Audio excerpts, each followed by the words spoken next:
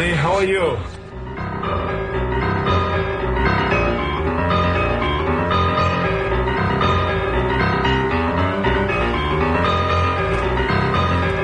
This week it was reported that despite Tony Blair's assurances, the men fighting on our behalf do not have all the equipment they need to help them win, by which I mean stay alive. Just half of their helicopters are working. A garrison was down to its last 200 rounds because they had no one to deliver supplies. About 15% of the armoured vehicles they'd been promised have arrived. And engineers transport explosives in soft-skinned trucks that a pot shot might explode, and soldiers are forced to buy their own binoculars. Last October, Tony said that armed services would be provided with whatever they need. I promise, he said. Must be one of those promises like the checks in the post. Your bum doesn't look fat in that. And of course I'll still respect you in the morning. We'll still respect you when you're gone, Tony. I promise. Yeah.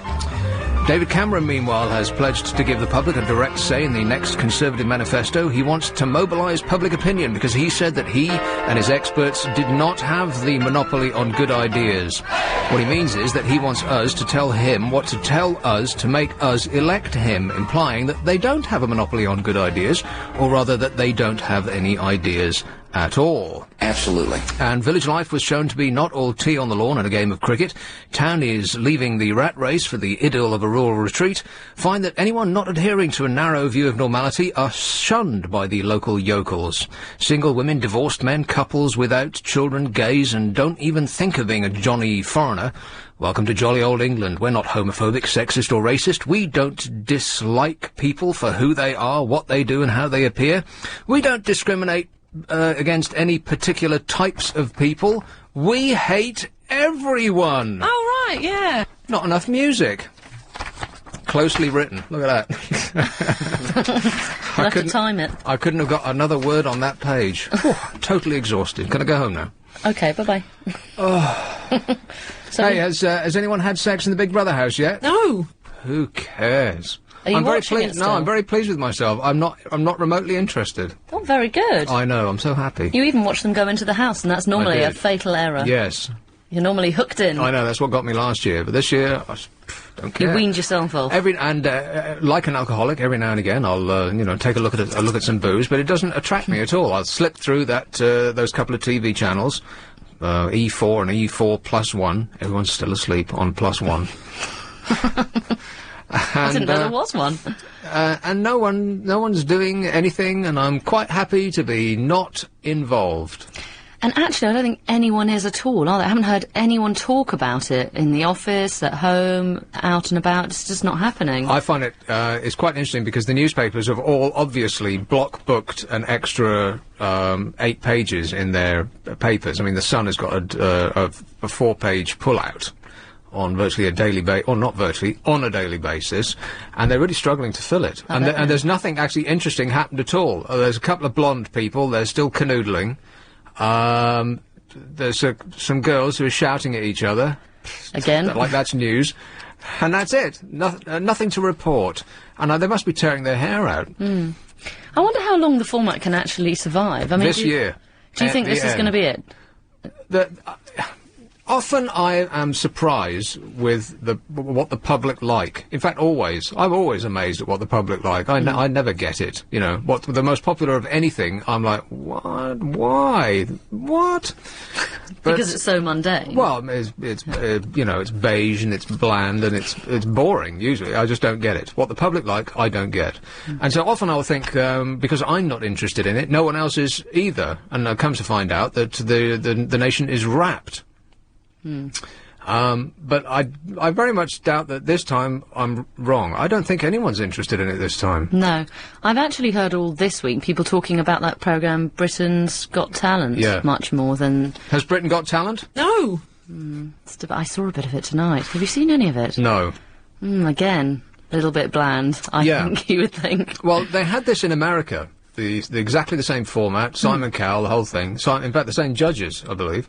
That Weasel used to be an editor of a newspaper. He was on it as well. And when I say Weasel, I don't mean to be offensive when I say that. You mean it really nicely. And the winner was, Shirley Temple. Yeah. And the kingship, lollipop. Everybody. Do we have to? Come on, Alex. You know how sugary and irritating and you just want to kill yourself as soon as you hear that? The winner was like Shirley Temple, covered in icing. It was horrific. And that was, having to choose between 260 million Americans, that was the winner. I fear we're going to get the same here. So, no, I'm not interested in that either. Well, I think the winner, looking at tonight's performance, is going to be a little girl who's, I think, about 5 years old. Right, exactly my point. See, I didn't even know what was going on and I got it right. You know, sometimes it's a burden to be so right about everything all the time. Yeah. You need to have that on a little sting to just play in, don't you? Save you saying it each week. I know, I should wear a T-shirt. I am always right. Right, and then on the back, yes, it's a burden on the back. Yeah. Anyway, I think she'll win, or it'll be the old man who tap dances, but I'd rather him win. And what does the little girl do? Something she cute. Sings. Well, she sings. Sings but she what? sings in a sort of well, she was doing Over the Rainbow, I think, for her last one, and then tonight she was doing something by Christina Aguilera? No, it was by... Oh, I'm so horny. Something like that, was it? No, you're just slightly off the mark there. Something really upsetting and bizarre. Makes you want to call social services immediately. But she just, and she did a cutesy little sort of...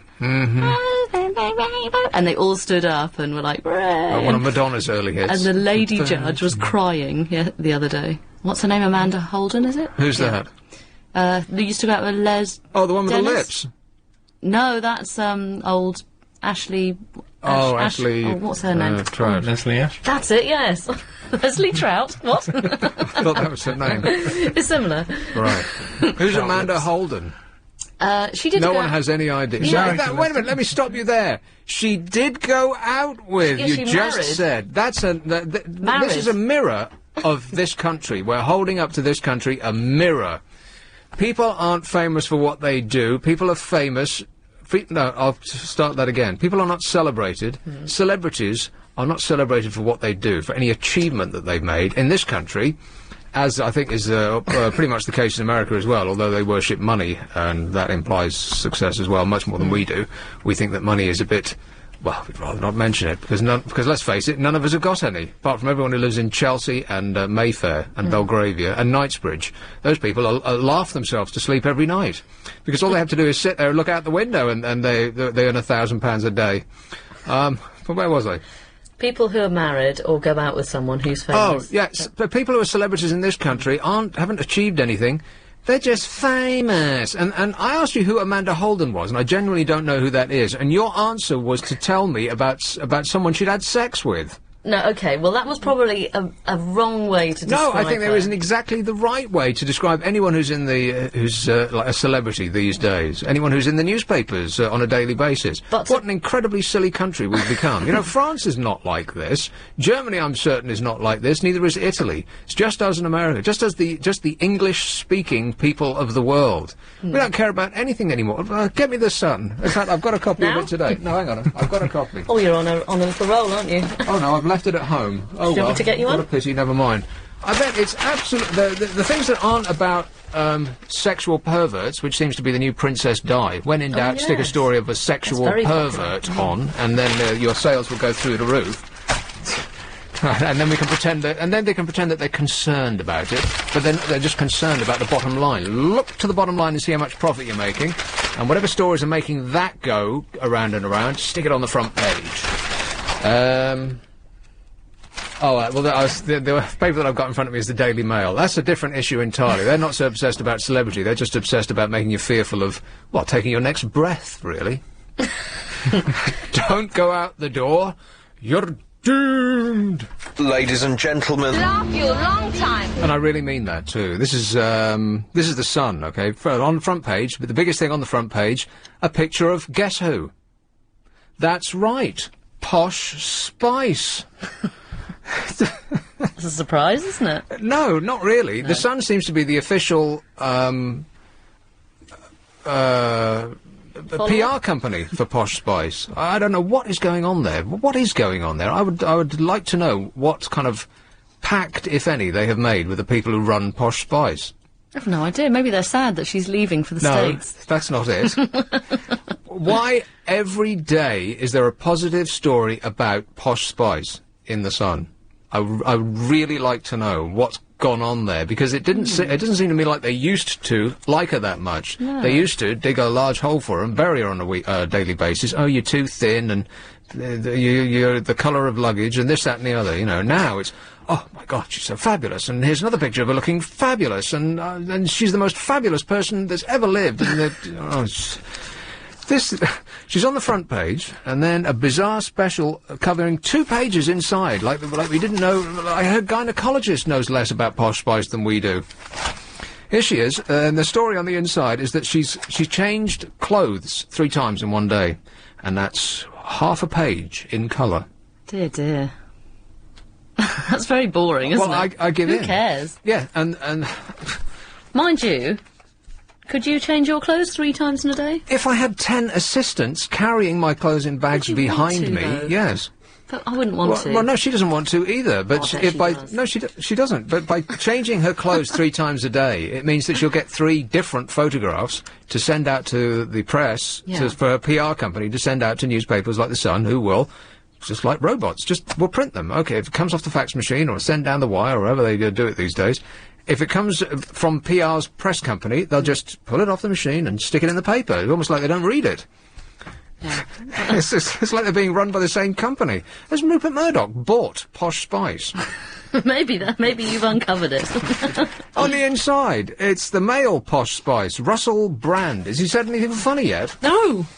And he's had sex with, or reported to have had. He is another guy who's must have the best publicity department in the world. Whatever company he's hired to be his publicity, to be his PR company, they're absolute geniuses. Because barely a day goes by where something that, according that's got to do with this man, isn't in the paper. He had sex with a woman, or said that he did. I love this quote. Like, he's going on and on about, oh yeah, pulled her, and we sat up all night laughing and reading Wilde to each other, because he's got What's this that? Oscar Wilde, because he's got this Oh, right. thing where he's he's a giant brain. Oh, of course, I'm yeah. waggling my fingers in the air to denote, giant brain. Yeah, he uses words with more than one syllable. He's a genius, and so that's what they did all last night. And so he supposedly picked up this woman. Either rang the paper himself, or his PR department rang the paper to put the story in. There it is on page 3. Large picture of woman in question wearing almost nothing at all. You're sneering, Luce. And so, think of this for a second. Like, say you picked someone up and you had your wicked way with them, and then the next day you called the biggest paper in the company to tell them that you did it. Mm. What kind of a person would that make you? Here's what she said about him.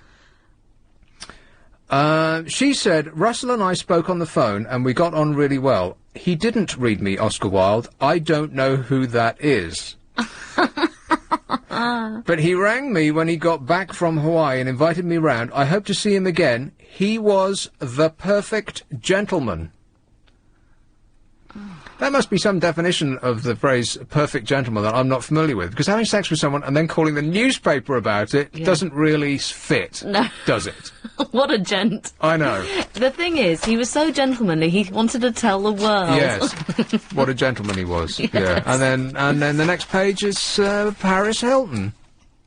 Oh, I haven't really been keeping up with Paris this week. Has Party much girl been happening? Well, I don't know. Party girl Paris Hilton is already top dog in jail, as her fellow prisoners are getting better treatment because of her. Well, What she's buying. you can't them all. believe a word that you read about this or anything else in the papers, really, because it's all just PR fluff, isn't it? I mean, they're not newspapers anymore. They're public relations mail-outs, really. Except you have to go and buy them. Lags are even being released early as bosses try to keep an eye on the 26-year-old heiress. Well, I don't believe that for a second. Well, they were just releasing prisoners around her to give her more space. Someone who was at the prison in Los Angeles said the whole facility is benefiting from her and we all thank her. She's the talk of the jail. I'd call her top dog. People are getting fed more and inmates like me are being let out sooner because they don't want people around her. What? Well, is it like she's she's... Well, she's like a saint. Saint Paris. Well, she booked the presidential suite at the top floor. How is she able to carry favours when in jail? I don't understand that. Well, neither do I, and I don't believe it. If you're being let out early, I would imagine it would be coincidence. Yeah. Paris was sentenced to 45 days last month for flouting a driving ban. Paris has been getting better makeup than other lags. She said that she's got different makeup to most of the girls. Sometimes for lipstick, the woman will use grape juice. Paris hasn't had to do that yet. Here's a question. Why do you need lipstick in prison? Yeah, who's looking at you? Oh, my goodness. That is nuts, isn't it? I mean, who would be looking at you in a woman's prison? A what, Ben? Here's our first call. It's Bracknell. Hello, Jethro. Good evening. How are you going? Yeah, I'm all right. You don't sound all right. No, I don't sound all right. You sound... Well, you've depressed me, haven't you? Oh, poor baby. You slagged off all those people that we're meant to be looking up to and esteeming and thinking oh, they're wonderful and how miserable our lives are because we haven't got £1 million in the bank. Yeah, we should be esteeming them. In a pressure cooker, perhaps. Very good. Play on words. Excellent. I like that. I'm stepping on your territory now. Yeah, I was impressed with that. Yeah, no, what about trying to change the conversation? Am I allowed to do that? Yes, absolutely. Well, change the conversation from what? Posh Spice, Paris Hilton, and... people we're never going to meet in our lives. They're just images on TV screens. And there is nothing but Posh Spice and Paris Hilton. I've read the papers, and I know that to be true. There's nothing what? Go on. Oh, no, continuing the conversation from last week, because I like continuity, I don't like, moving on continually. Yeah. Look, mate, I'm depressed enough with my miserable existence. Please cheer up, or I'm going to kill myself. That's okay, no. Listen, I was just thinking, when we talked about cheese rolling down the hill last week... Oh, we were in... I said this to the chaps just before we came on the air, that the one mistake that we made last week, apart from showing up, was that we watched the cheese rolling footage off the air. I haven't laughed that much, ever. I was actually uncontrollable. In fact, I think we all were. Good. And that wasn't on the air. It was a grave disservice to this vast listening audience. And you didn't fake it either. You didn't do the sort of American thing of fake laughter. No. Well, no. And unfortunately, it was all off the air. Oh, well. Such is life. But I just thought about, when I put the phone down, I thought about 3 things that we could also include in the Olympics, that brighten up, so that we didn't just see highly toned, prima donna-ish sort of athletes winning yet again, because you can guarantee he's going to win the 100 and the 200 and the 400. What? Can't you? That was a wrong what? It would be more like... What? What are you talking about? The Olympics? Yeah, I thought the theme of last week's show was to have different, competition. Did I get it totally wrong then, have I? I thought we had different ideas about what we could do in the Olympics. I got it wrong, haven't I? I can tell because... Oh, I don't know. You were talking about skateboarding, whether it was a sport or not. That it isn't. Let's move on. All right. Well, I just thought other things that we could do, like gurning. What kind of a gurning competition? I'd win that. What? I would win that. You'd win that? Yeah. Well, because you're naturally ugly, or you can make yourself ugly? Oh, right, fair enough. Yeah, well, you come across as a nice, charming young man. Yeah, right. I imagine yourself as, like... Do you listen to this show? I listen to it, yeah. Right. I do. Well, air guitar. Olympic competition of air guitar. That's quite strange. These are the ideas that you've held over from last week because they were so great that you held them over and kept them in mind to call up first thing. That's how great these ideas were. Yeah, this is a put down, isn't it? No, not at all. Oh, what about ferret down the trousers that they do in working men's clubs? Right. Oh, right, okay. The point is, I think, about your thing about celebrities, slag off the celebrities thing. Yeah. Because I think one of the problems nowadays is that people want to become immediately famous, Whereas that's very true, yeah. Whereas if you compare it, like, with Morecambe and Wise and those old guys, sort of the old school of comedians, they worked the clubs for years and years and years before that. Honing their act. Exactly. Yes. Exactly. Whereas now, people just want to get in front of a camera, put on some elaborate sort of gear like Russell Brand, long hair and new romantic types clothes, create their own image, and they think the public are going to adore them immediately. And they do. Yeah, unfortunately. It's depressing, isn't it? Everything has to be immediate and straight away, like the Arctic Monkeys, for instance. Immediately, fabulous and famous, and the greatest thing that's ever happened to music. And then when the second album comes around, that crucial second album, it's like, okay, this is exactly the same as the first one. Everyone's very disappointed. It's ephemeral, isn't it? Ephemeral. Ephemeral? Ephemeral, sorry. Like the mayfly. Just lives for 24 hours and, having sort of existed as a larva at the bottom of the river for about 12 months, it comes up one hot summer's day, lives for 24 hours and then dies. Wouldn't that be great? Well, if celebrities are like that? Possibly. To live at the bottom of a lake and then burst out. Yeah. With, wings are flapping, and then have sex until your face drops off, and then fall back into the river. Wouldn't that be great? And then you wouldn't have to worry about rent and, grief and misery and going back to the doctor for another prescription of Prozac or any of that stuff. You'd be dead, yes. Because when your partner said, did the earth move for you, you'd say, it moves so much, I'm just about to have a heart attack, and you die. Yeah. I'm planning to have a heart attack within the next 2.5 hours. Because? Well, it's just, You're not nervous, are you? Who, me? Yeah, you're not kind of over-concerned. And you must be rolling in it. You did about 14 shows in about 3 days, didn't you? Yes. I did 14 shows in 7 days. 7 days. Which has got to be a world record. Oh, well done. It shows your testosterone levels must be immense.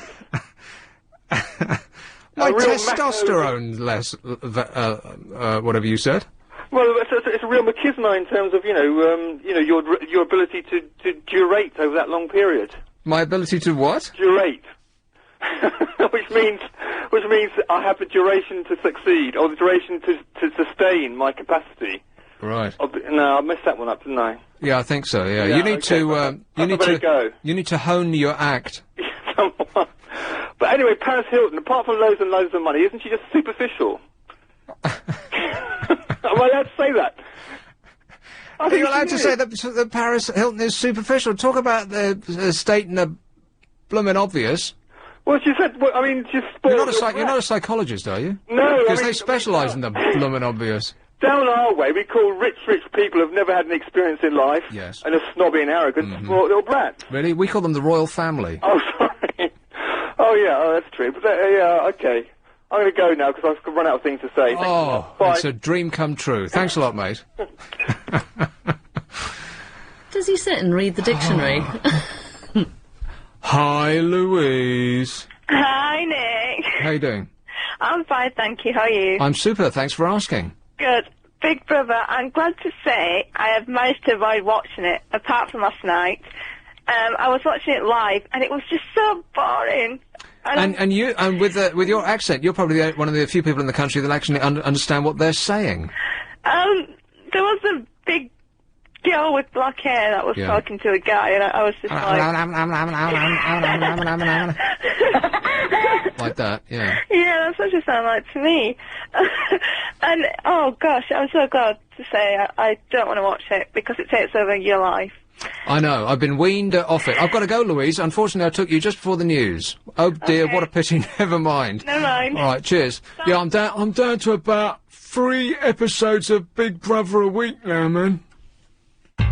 Where can you get brand? It's going extremely well.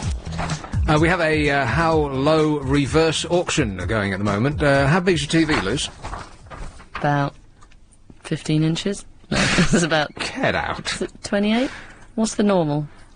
About the size of these screens, a bit bigger. Normal? 10 inches! Is normal. Isn't it, Alex? Correct. Yeah, right. Actually, that's on the low side. Yeah? So that's on the low side. A 32-inch LCD TV plus a Nintendo Wii game and 2 things to stick in it. Bid now on our How Low Reverse Auction Weekend Special, and you could win a massive 32-inch Samsung LCD TV and a Nintendo Wii for pocket change.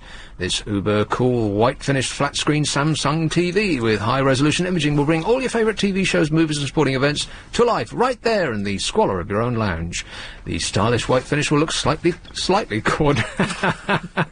It will be slightly coordinated together with the Nintendo Wii console, and we're including 2 games in the prize to get you started right out of the box. I hope they're death games. Remember, the person with the lowest unique bid wins the game. That is the lowest bid in pence that nobody else makes before the hammer comes down on the auction 2 p.m. tomorrow. Is that clear? Yes. It's a feature-packed Samsung LCD TV, includes built-in Freeview, high-contrast images and virtual surround sound. A 32-inch screen is perfect for any living room, large, small or, Well, no one's got a large living room anymore, do they? People have living rooms that look like corridors. Edwardians would be laughing their face off at how we live these days. And as developers are, of course, throwing up tiny little matchboxes with no... Sleep in the sitting room these days. Yeah, with no windows or cupboards. And people are desperate to buy them because they've got nowhere else to live. Living in tents they are. There's people living in tents opposite the Houses of Parliament. Living? Well, they're there every time I go by. Every time I drive by the Houses of Parliament, waving, like the Queen. Hello! There's Tent City out there on Parliament Square. Just on holiday. No, It's summertime. they booked they booked the Dorchester. Although rather they thought they were booking the Dorchester with their travel company. They said, but they didn't read the small print. What it said was, we'll put you up near a top-class hotel. This is stunning, Stunning centre views. location, close to Houses of Parliament, and all tourist attractions. You'll be able to see a top-class hotel with the binoculars that we'll provide in your tent. I'm amazed that they let them be there. I mean, they're obviously complaining about something. Moaning, whining, and moaning, and whining, and where is it? Stop whining! It took forever. I was on a mental loop there. I thought, I'm never going to be able to stop this. But you'd think that the police would be beating them to the ground with clubs, pulling up their tent pegs. You're not allowed to just pull up a tent wherever you like, are you? Of course. Didn't they win an injunction or something that they could stay there? Injunction, or whatever. This is that they aren't being marched into a field to commit suicide. I can't believe it. You'd think that Secret Service would be all over that. Maybe they are Secret Service. Oh, good point. Where were we? Oh, yeah. Together with the above-mentioned television, there's a YI game with things in it, which was fun for all the family. They're much better than those things that you waggle your thumbs at, because this, you can actually play proper tennis without coming into contact with a tennis ball, tennis racket, or a tennis pitch, whatever the hell you call it. Court. Off court. The YI's motion sensing controller lets you actually control what's on your screen by your own physical movements, like a remote control. More than a game console, it's a family workout. Okay. Are you just laughing at the last time you were doing some exercise? Exactly. Is that what it was? Yeah, with my family. Well, I mean, Yeah, that is quite funny. I know. Touch your toes, Dad, and then everyone falls down laughing. To bid, text LBC plus your bid in pence to 88821. For example, if it was £1.73, you would text LBC 173 to 88821. Lines close at 2 p.m. Sunday, 17th of June, 2007. I often have to look at the top of the newspaper to remember what year I'm in. Bidders must be over 16. Bids cost £1.50 plus your standard network rate. See lbc.co.uk for full terms and conditions. Did I say it right? Yeah. Oh, I was going to go to a call, but there isn't any. People are so enthused about this programme, they're sitting wrapped, just glued to the set, unable to move to the telephone. So I'll just talk to Luce then. Hard luck. Hey, there was this thing a little while ago about the Olympics. Who's it just mentioned the Olympics. He'll be very upset that I didn't immediately think of what his name was. The 2012 Olympics will struggle to bring a boom in jobs, sport and housing, according to a new study. Everyone was jumping up and down and waving their hands in the air like they just don't care. When we won the Olympics, and hooray, they were saying this is going to be great, and it's going to reinvigorate, revitalise, revivify.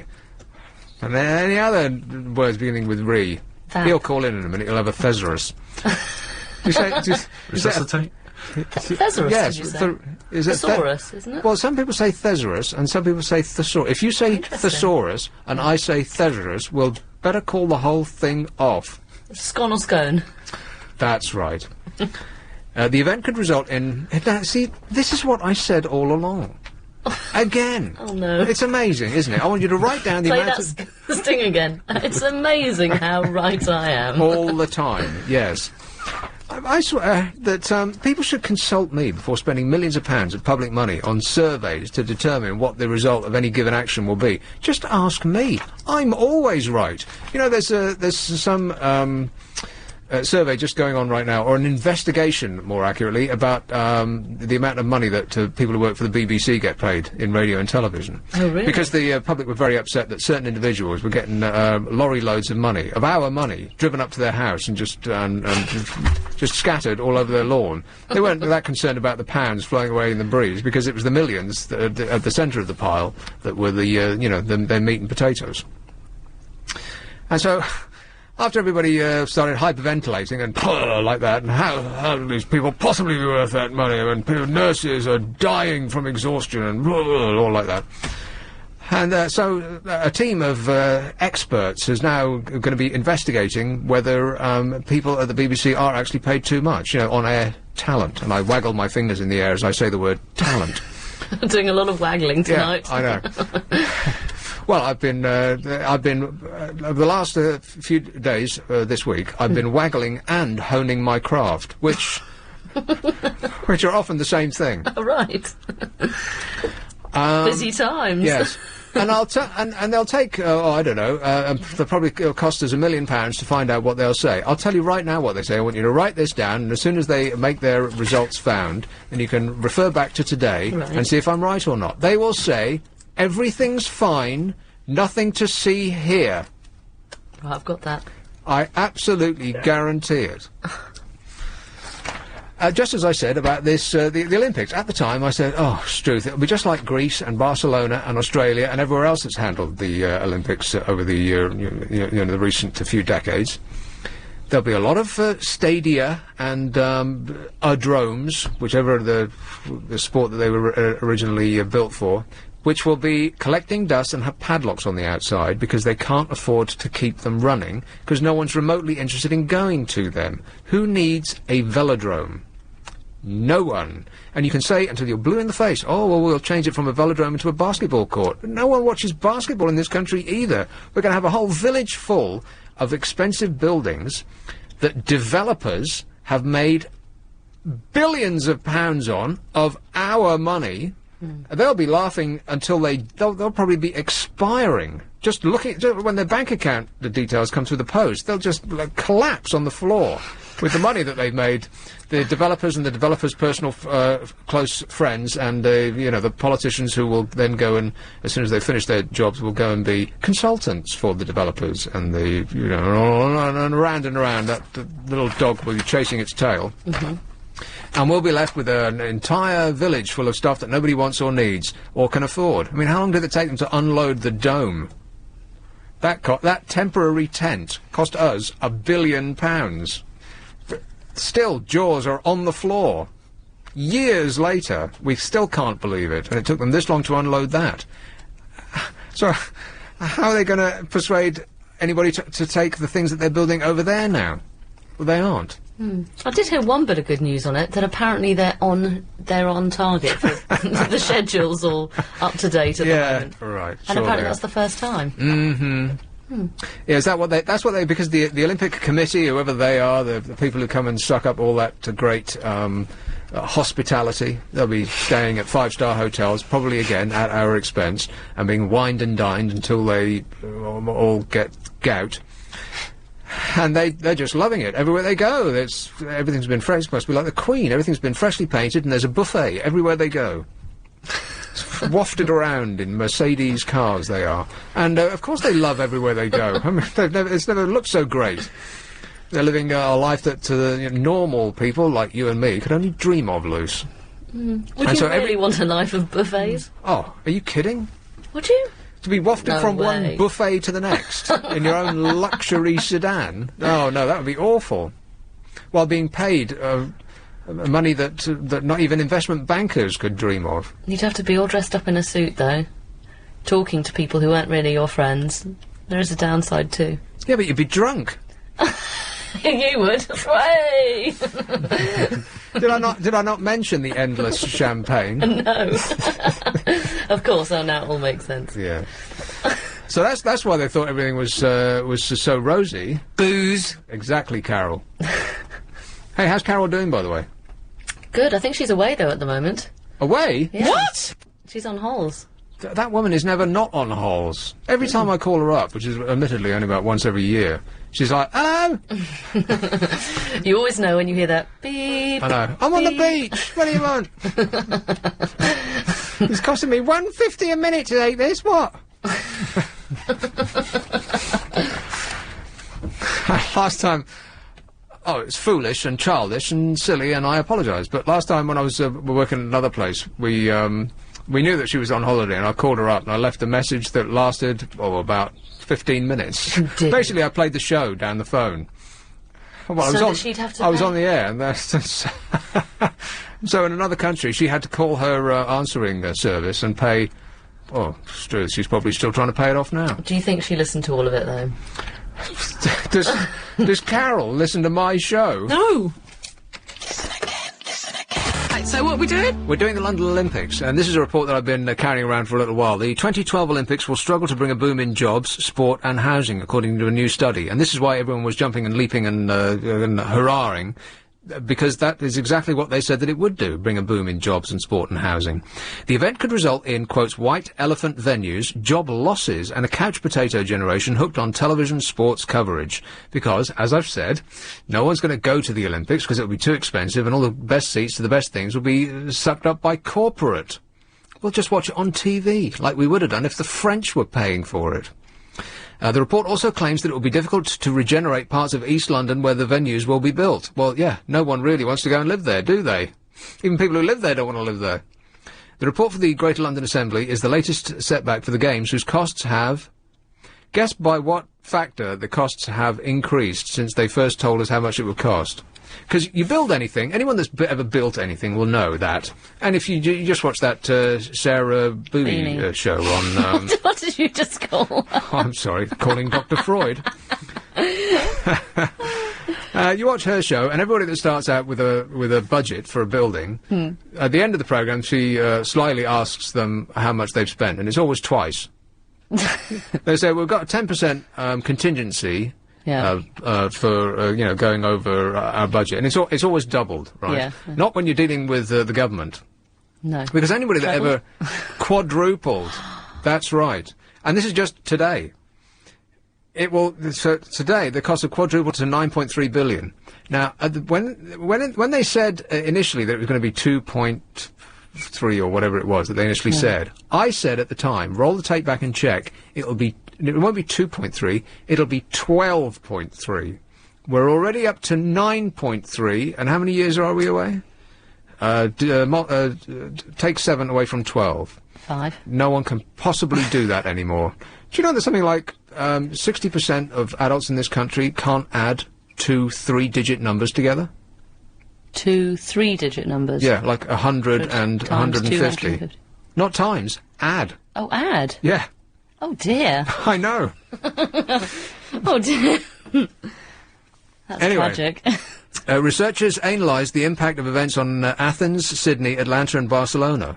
They found that venues struggled to make their mark, improving employments and sports participations. And if you go to any of these places, like I said, they're all collecting dust and they've got padlocks on because they can't afford to run them because nobody's going. The authors of the report said that Greece lost 70,000 jobs just after the Games in 2004 there. The improvement in sports participation was mixed at best in Sydney, and Australians are nothing if not sporty, right? I mean, that's what they do. They wear flip-flops. What do they call? Do they call flip-flops G-strings? Don't they? They do. They call them something funny. I'm sure they do. Close, but no cigar. What is it? Thongs. They call them thongs. G-strings. Oh, sorry, they're my girls' pants, aren't they? If anybody on the tube is wearing flip-flops, they're Australian. What if they're wearing a G-string? And you look down, and their legs look like they're shaded from the knee down with a sort of a brown around the knee, and then gradually getting darker until their feet are actually just black. Because they've been walking around London with their feet on show. And anybody that's used a urinal can attest that you do get covered in that from about the waist down you get covered in a fine mist of your own product when you use the urinal. So God. if you're wearing trousers and shoes, not so bad. Urinal, Otherwise, that's an interesting one again. Urinal? urinal. Thesaurus, was it?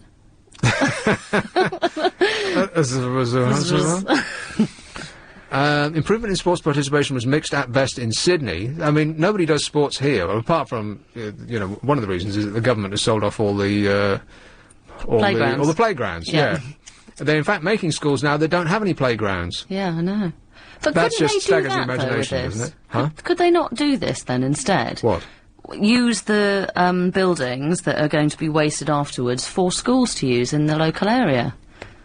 Well, there are no schools in the local area. It's a desert out there. Well... Plus, the cost of running them is going to be astronomical. To keep them open and lit and clean and, well-fed, it's going to be through the roof. Schools won't be able to afford it. Reduce the cost of all leisure centres in London to encourage people to go more, and then maybe people would use the facilities more. I think that time has passed. If you grow up not doing sports, then you're not going to suddenly burst into activity as an adult, are you? You need to become active as a child, and activity for children is now banned because of health and safety reasons. And also, if you look back as a child, we all used to be able to kind of play in the street and run around that way. Play in the street and go up and go nicking apples and playing on the train lines and all those other childish excitements, which are all verboten now. It's illegal. Yeah, because of health and safety concerns, and the Daily Mail making parents scared to death about leaving their children for 10 seconds. I know. Well, we don't really want them playing on the railway line, though. Oh, OK, then. This report criticised a claim by the Director of Business for London's Mayor, Ken Livingstone, thanks for all the money, that greater participation in sport would be a given if Britain won a high medal tally. How does that make sense? So Britain goes in and wins a high medal tally, which isn't going to happen. You can write that down too. OK, it's down. Even if we did, so suddenly kids are going to say, oh, I want to be just like that and win a gold medal and put their Xboxes down and rush into the street. Of course not. Well, for a start, they'd all get heart attacks because their giant wobbly bottoms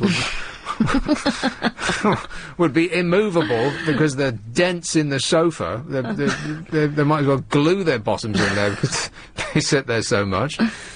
And secondly, what a silly thing to say. I mean, that's just desperately scrawling around for anything positive to say at all. Or if we do well, then the kids who are watching it will be energised to go and do sporty things. That's just daft. Even in Barcelona, the most successful of the four cities, infrastructure improvements mainly benefited international residents and property investors. And you know what? Reading into all of this and taking away the superficial excitement of, it's the Olympics, I do smell a rat here. I do think that this is all a giant money-making exercise. Not for us, but for the people who've got a giant amount of money as it is.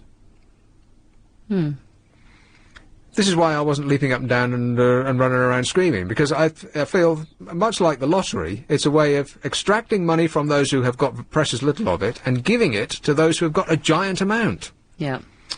A spokesman for the Department of Culture, Media and Sport said, oh no, it's not. Which might as well be their answer phone message. Hello, this is the government. Oh no, it's not. Buying a car is a Here are the studio calls flashing up on the indicator. Woodford Green. Hello, Graham. Oh, hi there. Graham. How are you doing? I'm all right, thanks. I'm not sure whether you've discussed Britain's Got Talent much. We did talk about it briefly, yes. Oh, yeah, because apparently it did originate in the States. It's That's right. Of an American one, Yeah. but I first... Well, actually, I'll have to stop you there. It's not an American one. It was a British programme, a British-made programme that was originally on in America. Oh, okay. It's just, I hadn't watched it until this evening. Last weekend, I heard other members of my family chuckling at it downstairs. Well, you've got to have a laugh, ain't you? Yeah, apparently it was somebody playing with their monkey, a ventriloquist monkey, and I could hear hysterical laughing downstairs. Was he honing his craft? Well, is that a euphemism? I thought playing with his monkey was a euphemism, but go on. Oh, no, but I was surprised, actually, that it wasn't contained to the weekends. It carried on during the week, considering Big Brother was going on as well. Yeah, but I think the thing is that no one's interested in Big Brother this time round.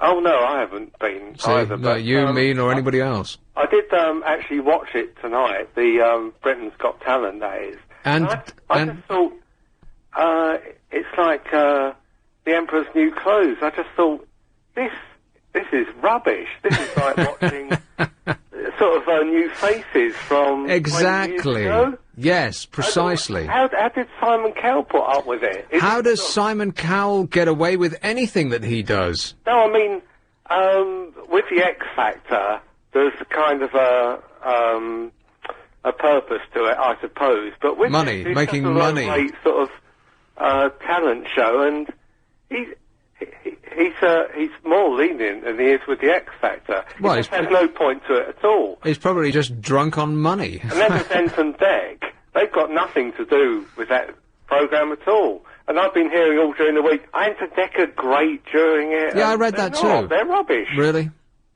Well, they're not exactly comedians, are they? They're just presenters, and Lucy would be very upset to hear this. Noel Edmonds do the house party. It's that desperate, isn't it? Well, they brought back Tarrant to do Tiswas. Oh, actually, I did watch a bit of that. He was okay.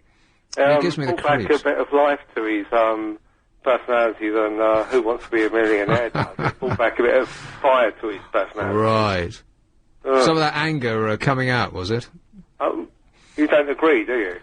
No, that was a question. So he's releasing some of that pent-up anger, eh? Just don't let him near the spoons, all right? I'm not with you, sorry. That's okay, Graham. Sorry, I'll carry on regardless. Never mind. I've got to go. Thanks a lot, mate. Right, Cheers. care. Ta-da. Bye. Yeah, I should have asked him before he left whether Britain has actually got talent. No. No, apparently not. No. But how does Simon Cowell actually get fairly soon? People are going to realise what he's actually perpetrating here. He comes up with a show, The X Factor or Pop Idol or whatever it is. Yeah. Where he gets paid to come up with the idea of the show. He'll sell the format of the programme, so he gets paid for that. He gets paid to be on the show, a giant amount of money. And I'm not sure which will probably earn him more. Probably the format will earn him more than... I said the 10 million he gets a year for just presenting the show is probably chicken feed. That's just like walking around money, right? Then he gets all of the people that are on the show to sign a deal that if they become successful, he owns them. And so his management company will take a cut of whatever it is they earn, which I would imagine would be northwards of 25%. Because there's agents in radio that take 25%. So if he's taking somebody from nothing and making them, $1 million or probably at least. Yeah, so let's say 30. Let's say 50. Yeah. And then they release records on the label. I don't know whether he owns it or he works for it. He's probably certainly got shares in it one way or the other. So you take a card. So that's earning money in 4 different ways just by sitting there and being rude to people. Oh, and we've forgotten about any sponsorship that comes in too for him. Does he do ads? Yeah, 'cause it's on ITV, so if it's sponsored by somebody, then there'll be another little cut there. Right, yes, almost certainly. Yeah. And the glasses on the table are all sponsored by a fizzy drinks company. And this is illegal? Abbott. Here we go.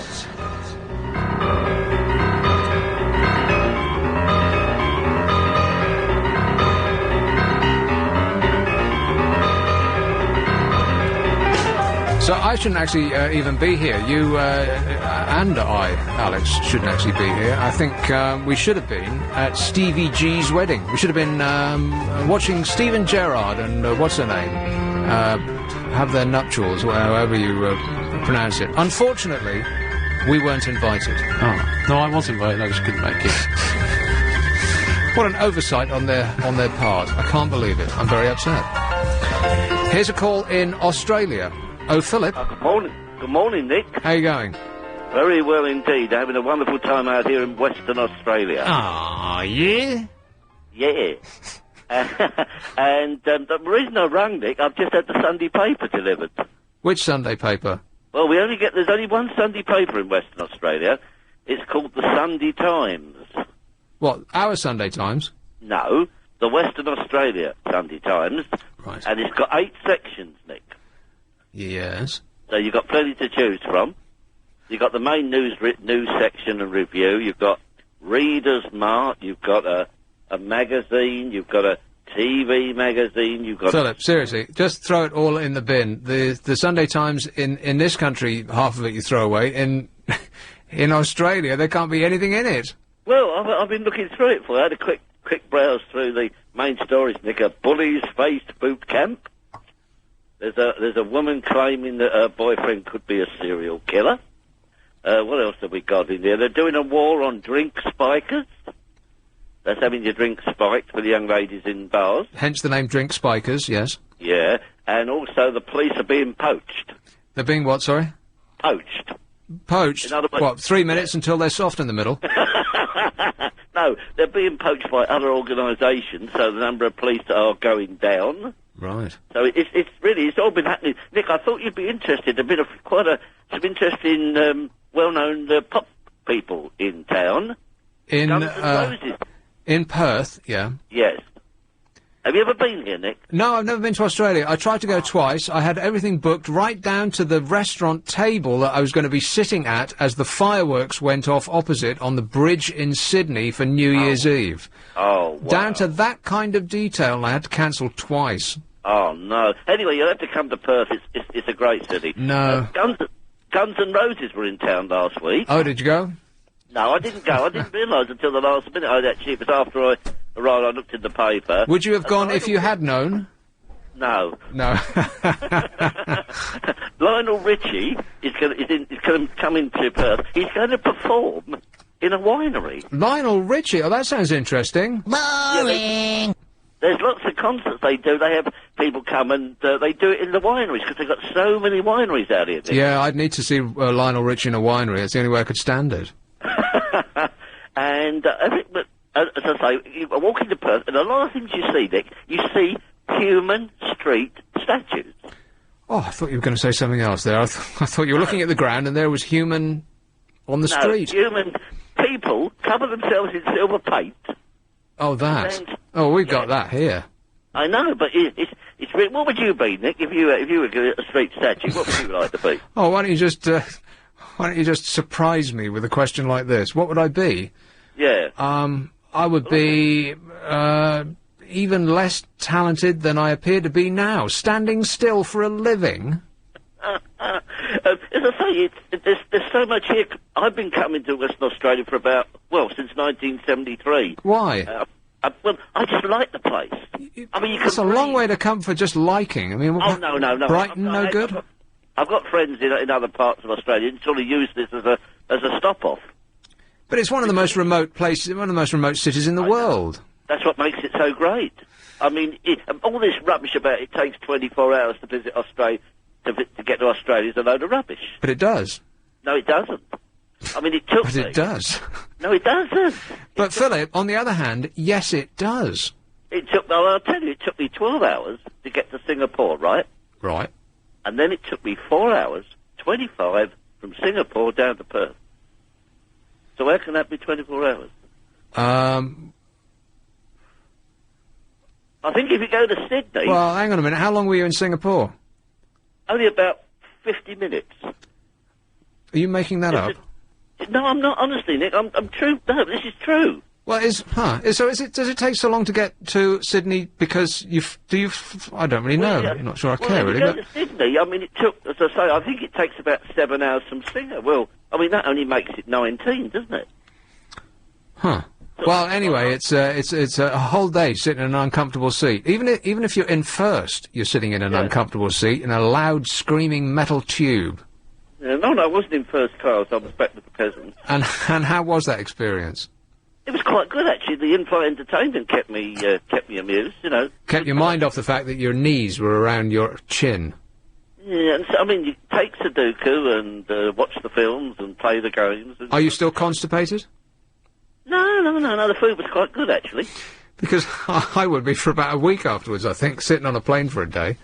No, it's, it's interesting. You get people to, you have a chat with people, like you do. Oh, really? Well, I mean... You're not one of those nightmare people to be sitting beside on a plane, are you? Oh, no, I don't make out a list on a plane, Nick.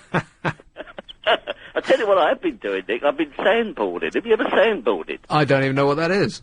Well, they've got several large outside, about 20 mile away. They've got by the coast. They've got large sand dunes, and you're given a board about a bit bigger than I would say a surfboard, and they grease with the wax. They wax the bottom of the thing, and you go right to the very top, and then you get on it. You sit on the board, and come down the sand dunes. They wax a board that you put on sand. Yes. Doesn't that collect sand? Well, I don't know, but I tried it without wax, I forgot to put the wax on, it wouldn't work. Immediately the guy put the wax on, it was, hey, I was off, I was going down, I don't know what speed I was doing, but if you fall off, you don't hurt yourself. But then, when you get to the bottom, you have to climb up a sand dune, is that right? Yeah, that's not bad, because you've got the board, and the board is the sort of you just stick it in the sand and work your way back up the thing again. That sounds like one of the most pointless exercises I've ever heard. Oh, would you consider skateboarding, Philip? No, as I say, I heard that skateboarding is going to be in the Olympics, is that right? Don't start. It's in the paper. It said that, because Australia's up in arms about it, because, I mean, they've taken baseball out, which Australia was in the finals at the last Olympics. Look, listen, Australia is going to win everything that America doesn't win. Tell them to, stick another prawn on the barbie, or whatever the hell it is they do for fun down there. I must admit, we're in winter now. It's good. I'm pleased to hear it. I was going to ask you what the weather was like, and you always want to know that people have gone abroad and it's worse there than it is here. No, it's not. It's been about. It's cold at night. It's at about 20, 21 during the day. Well, like I said, it's always nice to hear that somebody else is having worse weather than you, but unfortunately not in this case. Well, Philip, it's the line is extraordinarily clear. It's as though you were calling from inside the building. It's amazing, really. I did call somebody the other day, and I kept getting the echo, but there's no echo on this one. Right. Well, say a word. Well, thanks for the update, mate, and you enjoy your jolly hollies. All right. All the best. Thanks a lot, Philip. Bye. Ta-ta. Let's go with, who's been waiting the longest? Trixie has. Hey, Trixie. Hello. Trix. When you put the call out for callers, I called. Bless you, my dear.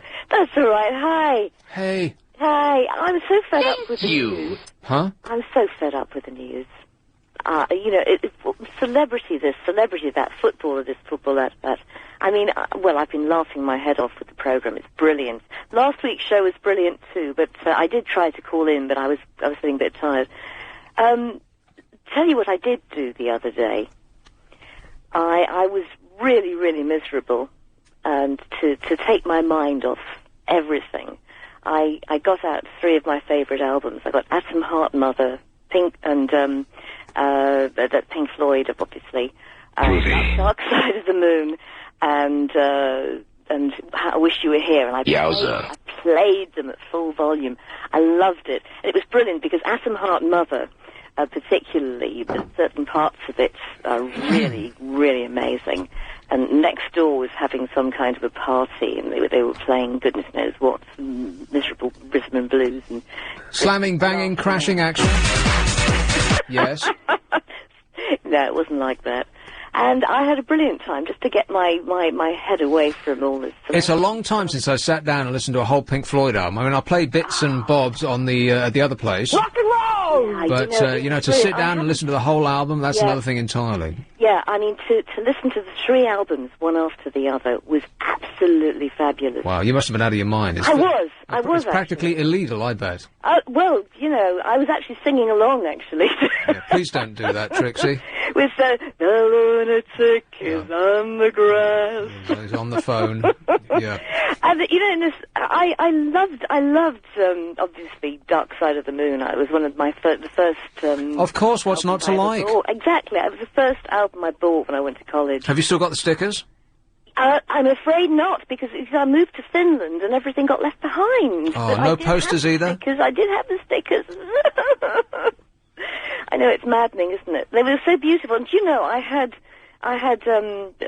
away from Pink Floyd, I had a triple Yes Songs album, and they're all they've got all the beautiful paintings on it. Yeah, Roger Dean. Yes, and I lent it to somebody. It was to a minister, actually. A minister? Yes. Oh, and that was your first what? mistake. He It negged came it. back minus one of the records. Oh, great. I was not a happy bunny. But anyway... a triple album of Yes, and Lucy's thinking... Boring! No. Yes Songs. Wow. I mean... You think about all the brilliant stuff that was around, you know, when, of course, Rick Wakeman was with Yes, and I mean, all the people that came from these bands. Hey, even, I was looking at the Pink Floyd, I was looking at the, who was involved with it, and even Alan Parsons, one of my favourites. I love Alan Parsons' project. I listened to them a lot in the 80s. He was the engineer on Dark Side of the Moon. Well done. Thank you. Is the correct answer. Would you like to play for the car? Yeah, what about Cuddly Toy? All right, a cuddly toy. If you can get the answer to this question right, you will win a cuddly toy, which I'll go out and buy with my own money. You won't. I will. Liar. I just... I tell you what's really good. I loved Jeffrey's idea of the mayfly and being a mayfly just for one day. Or you said that would be brilliant. You have sex, and then drop dead. That's a fabulous idea. Well, I didn't say sex. I just said sex. Let's not get out of control, Trixie. All day. I think I'm going to have to take the rock and roll records off you. You're getting ideas. No, they were really fabulous. But I'm so fed up with this news. I couldn't find anything halfway decent I got the Mirror. Posh Spice has got some new clothes. There's some pictures in the Sun. I recommend that you rush out and buy it. No, I've seen all her outfits. I bought several papers, and all I could see was, Posh Spice. I don't care about Posh Spice. Have you heard about her diet? Oh, no, I don't care about her diet. Melon and champagne, for heaven's sake. And she wonders why she's ill. Melon and champagne. Yeah, I know. Right. Anyway, listen, Trixie, I'm past a break, but thanks a lot. Okay. Sure. Take care. Bye. In closing... Stop whining. Alrighty then. Here. Have you heard about this? What? No. I am leaving some vital information out of that question, aren't I? Yes. A 24-year-old has made £19 million selling the music website that he helped create to an American media company. Richard Jones of Saltash in Cornwall was at university when he developed Audio Scrobbler software, which tracks an individual's listening habits and selects new songs for them. Mr. Jones and his invention was snapped up by Last FM in 2003, and now the site has been bought by CBS for £140 million. He's 24 years old, and he made £19 million for finding something that tells you what you might want to listen to, depending on what you've just listened to. What, like I could do. There's another multi-million pound idea we didn't have loose. And it's all your fault. Isn't it frustrating that people can think up these things, yet we can spend our whole lives slogging away? Yes, exactly. So get on with it. Come on.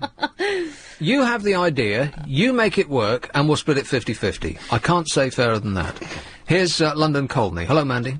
Hello, Nick. Mandy. You may say I sound miserable. I'm not sounding miserable tonight. I didn't say anything. I have had a great day. Really? Yes. No one cares. Yes, you do. Tell us about your great day, Mandy. I got a brand spanking new car today. Oh, yeah. What kind? A Volkswagen Polo. Oh, I want to talk about the You're Fired game, Lewis. Remind me about the You're Fired game.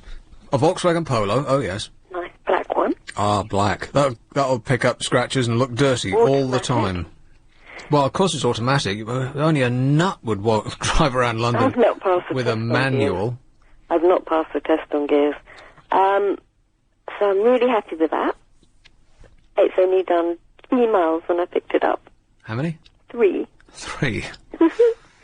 And then I bought myself HD television.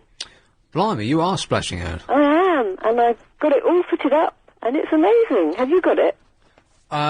Yes, I do. Do you like it? I love it. Yeah, it's good. Do you record? Unfortunately, there is hardly anything to watch in HD. Well, I spoke to Sky, and they said there's 12 channels, well. But they think 12? There'll be more coming. There is not 12.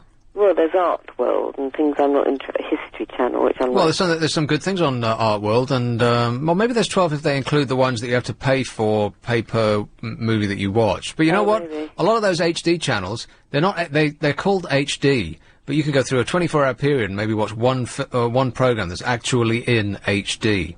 Yeah, but I'm watching the golf at the moment, and that's amazing. The colour is amazing on mine. Is it good on yours? If you're watching the golf at this time of night, I would guess that it's not in HD. It's not in England.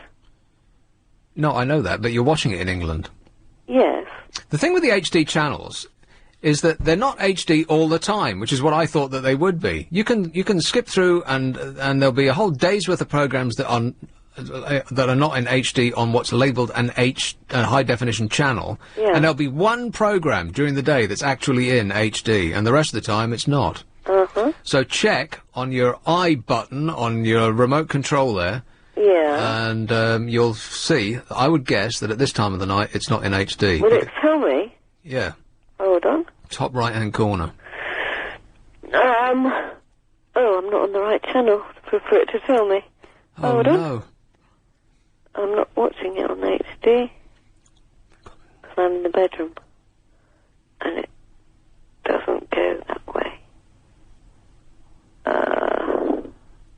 Well, anyway, I want you to enjoy it in the squalor of your own room with my compliments, all right? And do you use the... Yes.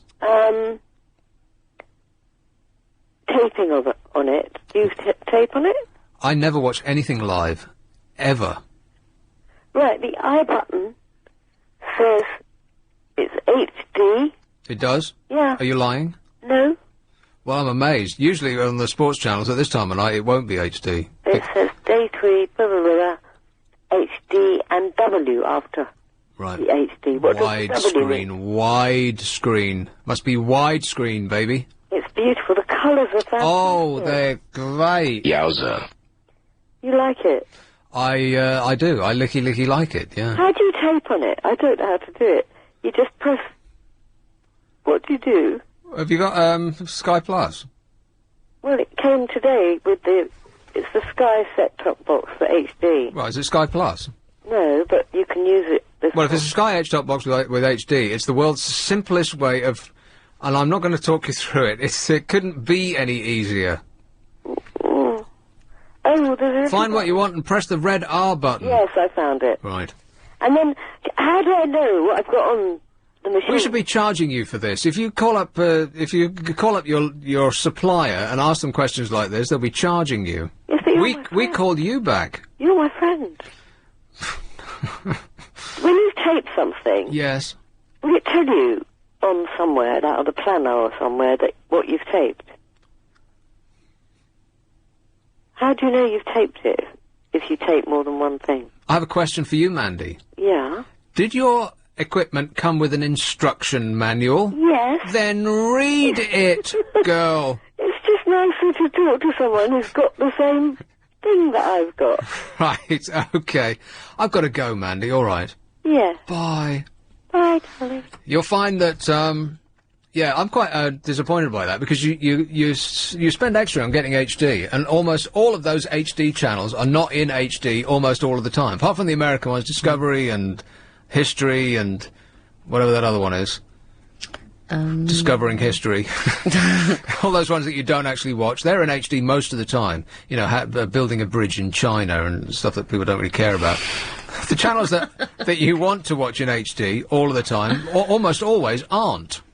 Which I think is I think that's wrong. Yeah, but it'll And you know catch what? up. They're still showing Christmas movies. Yeah, but you know It's why? June. The thing is you wanted to get ahead of technology get it now so that you had it. Me, I'm saving up. When it's much cheaper, everything will be in HD. Much more sensible. Right, ask your husband what he wants. Tough. Does he want to wait? Of course he doesn't. Turnpike Lane. Hello, Adam. Good evening, Nick. How you doing? I'm all right, thanks, yeah. Good. We've been to the Muse concert tonight at Wembley Stadium. Oh, they're on tonight? Yeah, it was fantastic. Wembley Stadium? Yeah, Wembley Stadium. Muse, there was Spotted by the Streets and Dirty Pretty Thing. That was tonight? It was tonight, yeah. We're just on the way home now. I don't know whether to believe you or not. I thought that was happening a month or so. There's one on tomorrow as well, I believe. Right.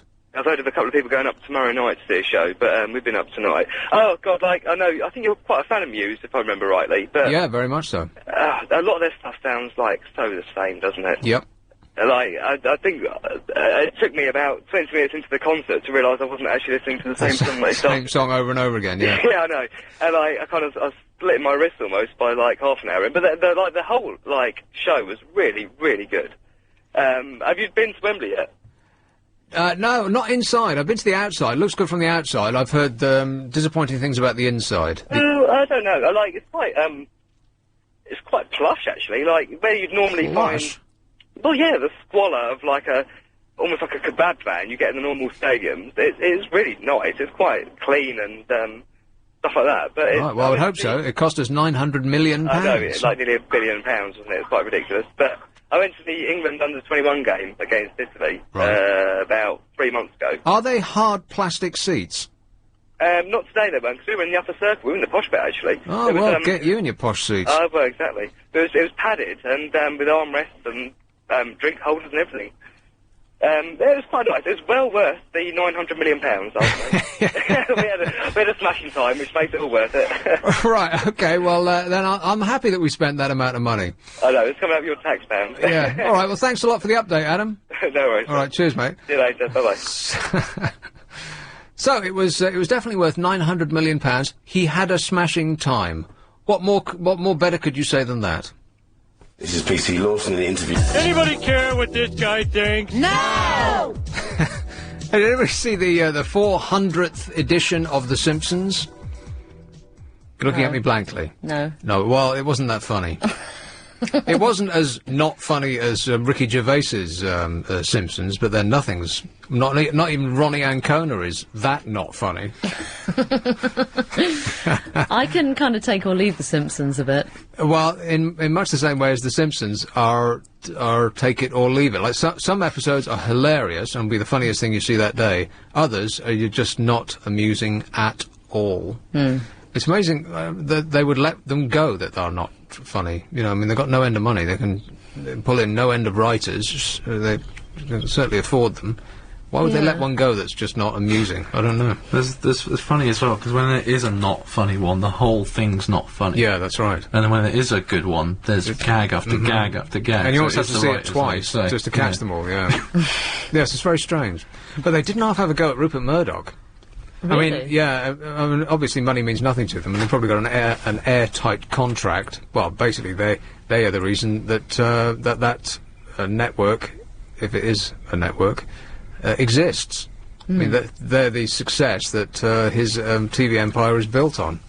But they were ripping him apart. Well, they're quite merciless with a lot of people, aren't they, when they want to? But to be that merciless to the people that are showing your programme. True. Anyway, let's have... Who's been waiting here? It's Aid, who is in Burton-on-Trent. All right, Nick. Oh, is it Mr. Nick now? The honours are out. Yeah, that's right. I want to be known by my title. Yeah, Mr. Nick. Yeah, how many stupid... it seems like they do it, every other week now. What, give out titles? Yeah. And this was supposed to be the Queen's honours list, wasn't it? Does anybody believe that the Queen even looked at the list before it was dealt to the press? No. Oh, you are like my own little machine. No! No, correct. Well, what's it? That's an idea I've had that you can have. Do you know them things, you can, like, patent that, your own machine and market that, like your sound effects. Well, this would be a good thing. You could you could put something like this into clothes, I'm sure, and every time that somebody says something that you want an immediate response, then you could just tap your little elbow. Absolutely. Or, you know, whatever, however you feel at that moment, yeah. Yeah, because as still as it sounds, something like that probably will come along, because we're already getting to the stage where we don't talk to each other as much as we used to. Well, you could. I'm sure that eventually clothes will have video screens built into them. Not sort of built into them, but they will actually be video screens, because they've got video screens that are bendy and as thin as paper now, don't they? And as I've been predicting for years, rewind and check it, right again. Telephones will very shortly. You'll be able to fold them and bend them and roll them up and they'll just be bendy sheets. Bendy screens with no buttons or anything like that on, and they'll just be like a piece of paper. Phones will be like that, I promise you. Yeah, bend them, shake them any way you want. Anyone want you, that's right, yeah. Yeah, do you know, it was all about the HD thing before going any further. Yeah. Does it, do you know, like, years ago when colour started to come out, it used to, like, boast that it was in colour. Do HD programmes do that? They're like the History Channel, such and such, in HD. Well, only in the sense that they're called the History Channel HD. I mean, they're just repeats of. It's a simulcast of whatever is on the History or Discovery Channel, but in HD. So it's the same thing. It's just more clear. Yeah. Anyway, on to like something completely different. Yes, something interesting. I don't know about that. That is stretched it. Have you ever had disasters when you're looking after other people's pets? Pets? Yeah. No one has ever, well, apart from my parents, no one has ever entrusted me with their pet. Because before I went away, and it's got a Yale lot that's about had it, and that's the only key I got, and I couldn't get it in the house again, so I couldn't get in to feed his tortoise or his fish. Well, he left you in charge of his tortoise and his fish, and you couldn't even get in the house. I got in and shut the door, and then couldn't get back in the next day. And how are they? They're all right, because luckily he sent me the key, because I was thinking, like, what am I going to do now, because he's away flight another 3 days. Well, tortoises go to sleep for half of the year, don't they? When it's cold, it's like summer now, isn't it? Well, supposedly. Well, just take a nap for a couple of weeks. But, you know, it's like 250 miles away, so I was thinking, you know, I did nearly drive down there to get, like, a spare key, but he did send one in the post, so. So, a disaster, avoided, eh? Yeah. There's relief all round here, eh? Yeah, plus, I had some good news. There's somebody that, you know, you've had a boss that you don't like, and you're really glad. No, in radio, you're joking. A boss you don't like? In show business, I find that hard to believe. And, you know, people have collections and pretend that they like people when they're going. It's so hypocritical to give to a collection, so I refuse to do it. Yeah, quite right. I mean, once they're going, who cares, right? And it's not as he's leaving the company, it's just leaving for a better job in the company. Oh, great. Well, and then he should have a collection for you lot. Yeah, because, you know, he's the rich one. And you, stuck there, cleaning a toilet with only an open-top executive sports car for company. No, I don't just clean toilet. I mean, that Yeah, well, you can try and big up your life as much as you like, Aid. We know the truth. you might think you do. It was quite funny yesterday, because did you have any heavy rain? Pardon? Did you have heavy rain in London? Heavy rain, yes. Yeah, because it, like, teamed into the factory like it was just... My living room's still leaking, by the way. Still got a bucket under the hole in the roof. You've not found out... So I heard you all about this a few months ago. Yeah, it's been... it's been leaking for about a year now. Never mind, eh? Anyway, what's your problem? No, I thought it was quite funny, because, like, the place was completely flooded out yesterday. Right. And that's amusing to you, is it? Burton on Trent to Burton in Trent. Anyway, Aid, I think we're all dried out here. So I've got to go, all right. Yeah. Thanks for the DVDs, all right. I haven't got around to them yet. It might take me forever. Do you want them back? No, I don't want them back, but, tell me what if you get a chance, what you think of them. Right, and what's the thing called? It's Sledgehammer. Sledgehammer, an American TV comedy programme that I've never heard of to this point. I know why you've probably not heard of that. It's not been over here. Yeah, it has been over here, but I think you was on Radio Lux and Berg. Well, that's ages ago. That's like 20 years old. Is it? Yeah, it's, I'm surprised you haven't heard of it. It has been rerun, a few times. All right, well, I'll watch it at my leisure, all right. Yeah, and, let us know what you think of it. Okay, thanks, Aid. It means a lot. Cheers, ta-ta.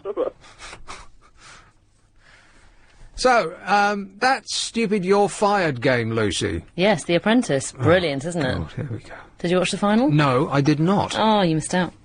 No, I did not. You did. No, I didn't. It was so good. Everyone's banging on about this game. Did you see any of this, Alex? See, that's why you're moaning about it, because you missed out. Alex? What? It's like having a mute in the room. Sorry, I only just put my headphones on. Did you watch the programme, Alex? And he just stares.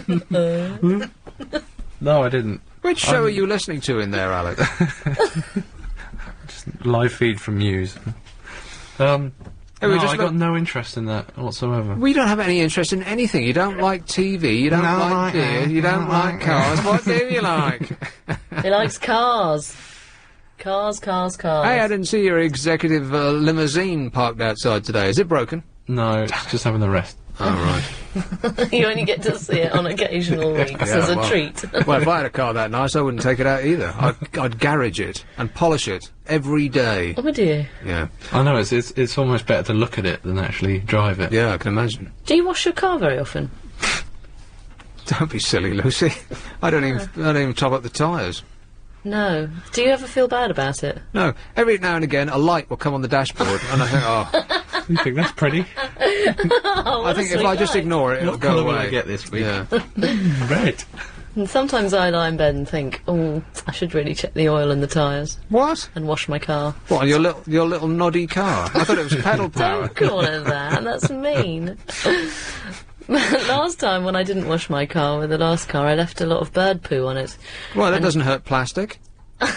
It does hurt the metal, though. And, anyway, I had to lob off loads of money from it, because You I'd did let what? it... Lob off lots of money on it? What does that mean? They took loads of money off the value of the car, because I'd left too many bird poos to go through the paintwork. Who took off? The garage. When I was selling it... Oh! Yeah. So, that's a little lesson to always wash your car of bird poo. Oh, my car is... I've given up on resale value of my car. It's got dents and scratches and scratches where I've tried to... Here's a tip. If you learn nothing else from this show, you'll have learned nothing else from this show. Never try and fill a scratch on your own. Oh, did you try... What, with a bit of tea cut or whatever? Well, it's like a pot of paint that looks like that stuff that you used to correct your mistakes with from a typewriter. What's that called? Chipex. Whiteout, yeah. And there's lines of paint, like worms. What way you've been trying to all over my car, yeah, because stupidly I thought, oh, that'll just blend in. No, it doesn't. It's raised about... Well, a quarter of an inch above the rest of the paint, just all over the car. Aren't you supposed to scratch it down first? I don't know.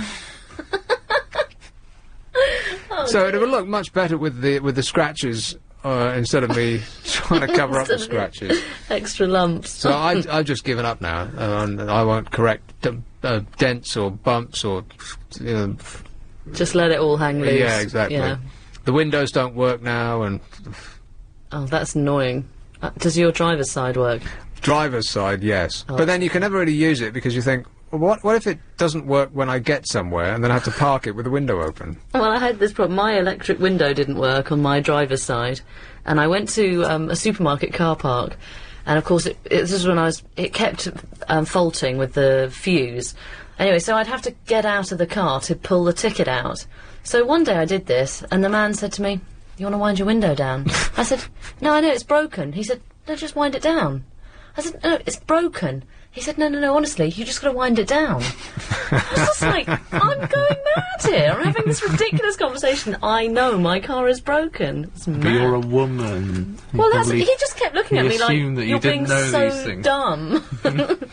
Well, when you both leave to go home this evening and you pass me waiting for the night bus, I'd like you to wave from your executive limousines as you pass me as I'm waiting in the rain. It's the small things that mean so much. This is London. We're running late! Hey, we've just been looking at tickets to go and see Muse, and was that chap telling the truth that they were just on last night? Yes. They cost an enormous amount of money. I mean, face value was $37.50, which I suppose is reasonable. You get to see the Streets and whoever else was on the bill, and Muse put on a big show right enough. Very exciting. But the price that this company was selling them at was astronomical. And they even had the nerve to put, well, I guess maybe it's a legal requirement now. They have to put the face value of the ticket in tiny print at the top, and then the amount that they're selling them for, which was through the roof. And on the left-hand side, there's a list of forthcoming attractions, one of which is Andy Williams. I cannot believe that Andy Williams is still alive. It's just too good to be true. Have they? Or have they just, like, dug him up? Aww. This is nice. He'll be appearing with Elvis. Andy Williams was, I think, the first single I ever owned. Really? It was, Sweet... Oh. It was Homecoming Man. On the other side was Whistling in the Dark. Whistling in the Dark? Yeah. Which I stand by. Excellent tracks. I don't know those ones. Andy Williams. And he's playing Here, There and Everywhere, baby. Well, I like It's Just Too Good to Be True. Travelling from one venue to the next in a hearse. Here is Greenwich. Hello, Sarah. Hello, Mr. Abbott. Sarah. Hi. How are you? Yeah. Yeah, crazy, groovy. Yowza. Isn't it? I was going to ask you a favour. What? I'm 22 today. Can you please do that happy birthday thing? No. Thank you. It's made my day. 22, eh? Yeah. No longer 21. I'm getting old now. An adult. No. With responsibilities. Oh, no. Oh, yes. I don't have any responsibility. You're a grown-up now. But honestly, I don't have any responsibility. No excuses anymore, Sarah. About what? You're going to have to knuckle down. Who's Andy Williams? Never heard of him. What? Andy Williams, who's he? Are you saying that to irritate me? No, honestly, who is he? I've never heard of him. Can you believe this? Who is he? Not only is she 22 and rubbing that in our face, she's saying, who is Andy Williams? What did he do? Can't take my eyes off of you. Can't you? Don't touch me! Oh. I'll kill you! Yeah, that's the one. Oh, is that, I thought that was, Tom Jones or something. That's about 100 people have covered that song. Well, yeah, but he's known for that, singing What was that, in the 50s or 60s? No, I mean it, I'm not being sarky, when was it? Well, I think Andy Williams used to have a show on television, didn't he? And I suppose that must have been, well, in the 70s, I suppose, was it? Oh. Probably, yeah. He used to open the door and there was always a bear standing there. That's about as much as I can remember. He sat in a rocking chair, or was that, Perry Como? In fact, that was one of our own, wasn't it? That, the bloke in the, Oh, I'm confused now, you're confusing me. Well, I'm teaching you, Sarah. Alright, then. Be silent and learn. Okay, yes, sir. Go on. The man in the cardigan and the rocking chair, that was a British guy, wasn't he? Who was that? What, Jim will fix it? Oh, I don't know who you're talking about. I'm not asking you. I'm sorry. Alex said Bill. Who? Bill Does Oddie? that help? Bill? No, Bing. Bing. Oh, Bing Crosby. Is it him? No. It was, I think it was a British one. He used to sit in a rocking chair. It's not Perry Como. Maybe it was Perry Como. Perry Como British? No. Oh, you're just saying anything that comes to mind, aren't you, Sarah? I bought, a Peter Cook DVD, and the guy who used to... Well, I hope it's not a Derek and Clive. More. Yeah, it is. Derek and Clive? Yeah. Well, then you want to enjoy that with the sound turned... with headphones on, I would recommend. Is it Derek and Clive live? No, it isn't. Which one? You've got the horn. That one. Right. I think the only one that you actually want to hear is Derek and Clive live. I think the others, it was the law of diminishing returns after that. I saw some of it on YouTube, and it was just like the funniest thing I've ever seen. On YouTube? YouTube. Huh. Yes, extremely funny, but highly offensive. And I'm really into the Mighty Boosh as well. What's that? Have you seen... Oh, my God. Mighty Boosh, Noel Fielding. Who? And, what's his name? Julian Barrett. Who are they? I've never seen the Mighty... Are you taking the mickey because of what I said to you? Or No, not at all. Mighty Boosh, what's that? It's this, like... Okay, it's this... It's not that guy that wears a Craig David mask, is it? No, that's Bo Selector. Oh, that's wrong. Blimey. I mean, talk about not funny. That plunders the depths of not funny that not even Ronnie Ancona has seen. Worst thing in the world. Oh. Why? See, there's another thing about British I just don't get. We fall over ourselves as a nation with the Little Britain is the funniest thing ever, and it isn't. That thing that you just said. Mighty Boosh is really good. I think you like it. Craig David really, thing and. Oh, because it's just so hippie, and they were blatantly on something when they were writing it. What, like Spaced? Like, I've never seen Spaced. Spaced is excellent. They started showing, I think they only showed about one of them. Either that or I've forgotten which channel it's on, and I haven't caught up lately, but that was a superb programme, talking about being on something, yeah. They've got a man made of cheese, and a man... What kind? High face. Cheddar, of course. Cheddar, well, it's extremely popular around these parts, yeah. Cheddar. It's the only one I know, apart from that red one. That's it, you down. Cheddar is the only cheese you know, apart from that red one. And goat cheese. I don't know what I'm saying. I'm 22, I'm really happy. But because I don't want to get old, though. Well, there's no getting around it, Sarah, unless you, you know, before you get old. Botox. Botox? Well, you can stick as much poison in your face as you like. You'll still get old. I mean, look at Madonna. She's got all the money in the world to make her look young and beautiful. And does she look young and beautiful? No. It took too long, didn't it? Don't like Madonna. Sorry, Madonna, if you're listening. Yeah, sorry about that, dear. But I like Russell Brand. I love Russell Brand. Yeah, mm-hmm. Yeah, I told my mum that one day I was going to meet him and marry him, and she freaked out big time. I probably won't, obviously. But she was like, you're not marrying someone like Russell Brand. Yeah, I don't think he'll be marrying you anytime soon, either. Why? No, of course he won't, because I'll never meet the guy, but... Anyway, Sarah, it's your birthday. What did you do today? Oh, no party, eh? No, I was working till about 6 o'clock. Right. So 9 till 6, which is a long day. Not for a 22-year-old, then you can go out, you know, hot... I hate birthdays. Huh?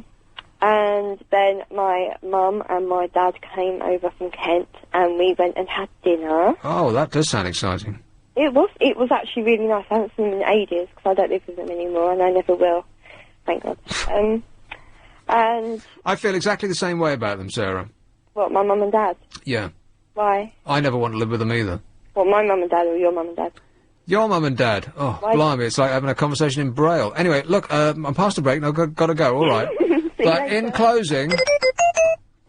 A woman's hair helps her feel more attractive. Nick Abbott. Be polite!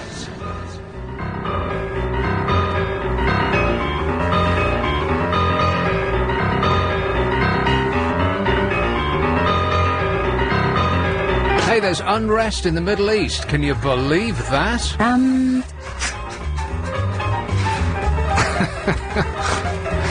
Hey, talking about be polite. I am nothing if not polite all the time. Isn't that right? That's right. And people email me at the other place. I don't even know if I've got an email account here. Don't tell me if I do, because it'll be full of... Has anyone got a Nokia charger? I didn't bother to get you one, because you don't like Excellent. them. So I don't have one? No. Oh, good. Because I did think, well, maybe I do, and I've got... Whenever I find it, I'll have 10 million emails, all of which are extremely important, like... There's a letter at reception, but it's not addressed to anyone. Who's parked outside? Yeah, exactly. The water's closed down. Yeah. Well, if it's anything like the other place, that's what it'll be full of. Stuff that's got nothing to do with you. So I'm quite pleased. So, and I did wonder, maybe I'm ignoring all of these, you know, these important misses. But if I don't have one, then that's great. No, if there's anything very important, then I, of course, inform you straight away. Yes, straight away, yeah. Yes. So far, nothing important. Nothing's happened in the last year or so, to be honest. But people do email me at the other place, and I'm always polite enough to respond. What, to every email? Yeah. What, even when the water's gone down or whatever? Oh, not those, you know, but right. people who write to me personally on the air, like, what was the track... excuse me, what was the track you played after 5:06 3 weeks ago last Sunday? So I find out. Dear sir, I've no idea. Goodbye! No, see, most people in this business of show... would completely ignore you, wouldn't they? That's what radio people are like. If they're not interested in what you can give them right now, they will ignore you. Mm-hmm. But I don't. Because you're very polite. Correct. Like the man says, be polite. And so some kid wrote to me and he said, "Oh, Nick, I need your help. I've tried to get work experience at Here, There and Everywhere, and I keep getting knocked back. So please help me. Please help me, I need your help." I used to have some audio of a woman who called me the other place who said that. And I do find myself saying that out loud. Because when you work with this, you know, with this stuff like this, I find myself saying things in the manner of bits. Do you know what I mean? You're shouting, "Be polite!" at people down the street. And anyway, so and I said, "Well, you know, I'm not really. I don't hand out jobs like that." And then he wrote back and said, "Well, is there anything that you can, you know, anything you can do?" And so I wrote him pretty much an A4 page on how to get into the business, which was try again, and eventually they'll cave in and give you a job, and you know, be super keen and smile and just make yourself make a great impression of, and eventually you'll burrow your way in. But don't be disappointed if at first you don't succeed, because people will ignore you. It's a very rude industry, and so on and so forth. And I just, you know, I did everything that I possibly could in order to tell him exactly how to do it. Mm. And you know what response I got from him? Nothing! But you were thrilled. You won't be doing that again, will you? No, not at all. Oh, I can't believe it. I mean, I was doing a show at the time, and I must have taken... Hey, you could make some money from that. Well, I must have taken 10 or 15 minutes to write in detail how to go about it. And I included in it that if you get ignored by radio stations, don't worry, that's just everybody's experience. You write to a radio station, unless they're looking for you right now, they will ignore you, they won't respond, I said. And he read that, and he didn't respond. I can't believe it. I was so disappointed. Oh, that is rude. Well, yeah, it is rude, yeah. And so if you're listening, mate, as soon as a job comes available, I make sure and not tell them about you. Yeah, what you've now done is gone around to all the radio stations in the country, told them his name, and said, "Don't employ this man. He's very rude." Yes, there is a blacklist. Yeah. Everybody in this business knows everybody else, and you're doomed. There's no business like show business, like no business I know.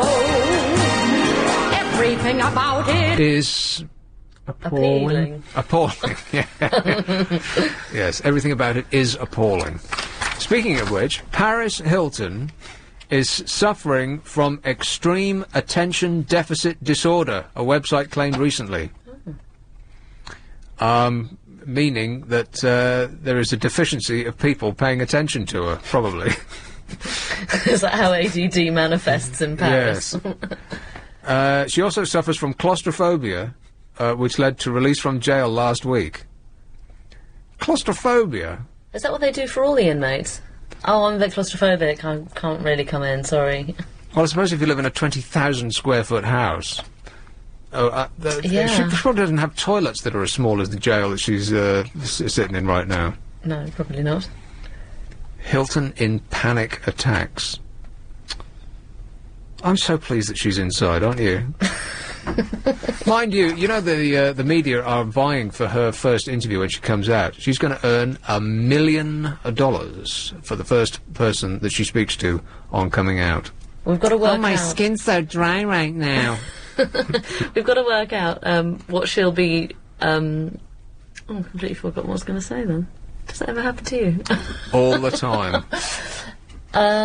It was quite interesting. Especially when I'm drunk. Sure. Yes, that does happen then, doesn't it? What she'll be doing Yes, first. pouting and looking over her shoulder and giving that "aren't I fabulous? Look at me." I've remembered what I was going to say. Yes. Like her first PR stunt.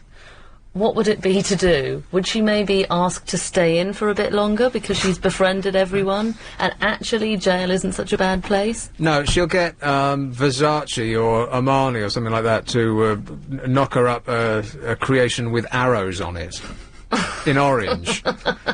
And that'll be a photo shoot. That'll be another $1 million she'll earn.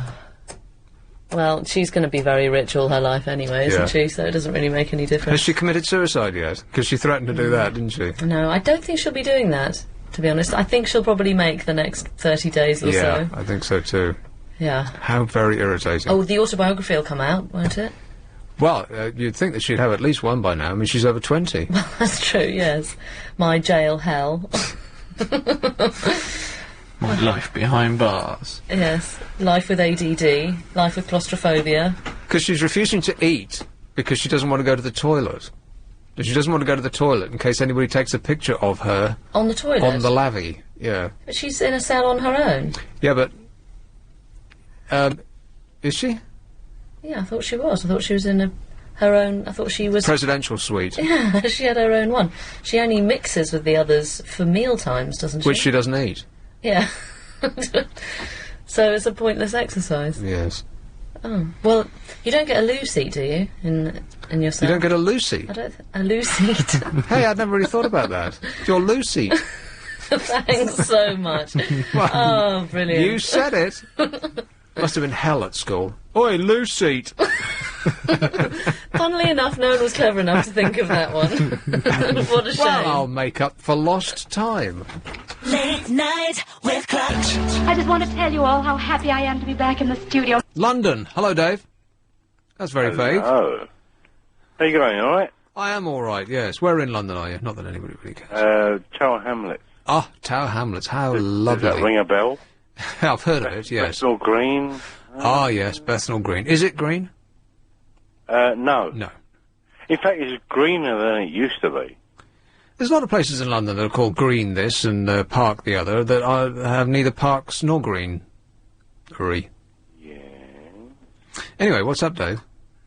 I don't know. I always pass through to you, just sort of, because I thought I'd say you were cool, you were okay, and I thought, actually, I just phoned up to say you were good.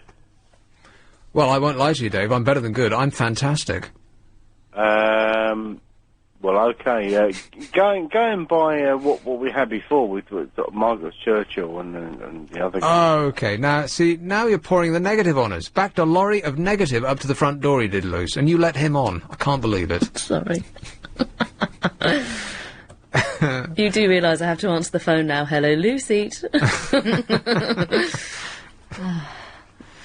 Here, talking of drink, by the way. Oh, yeah.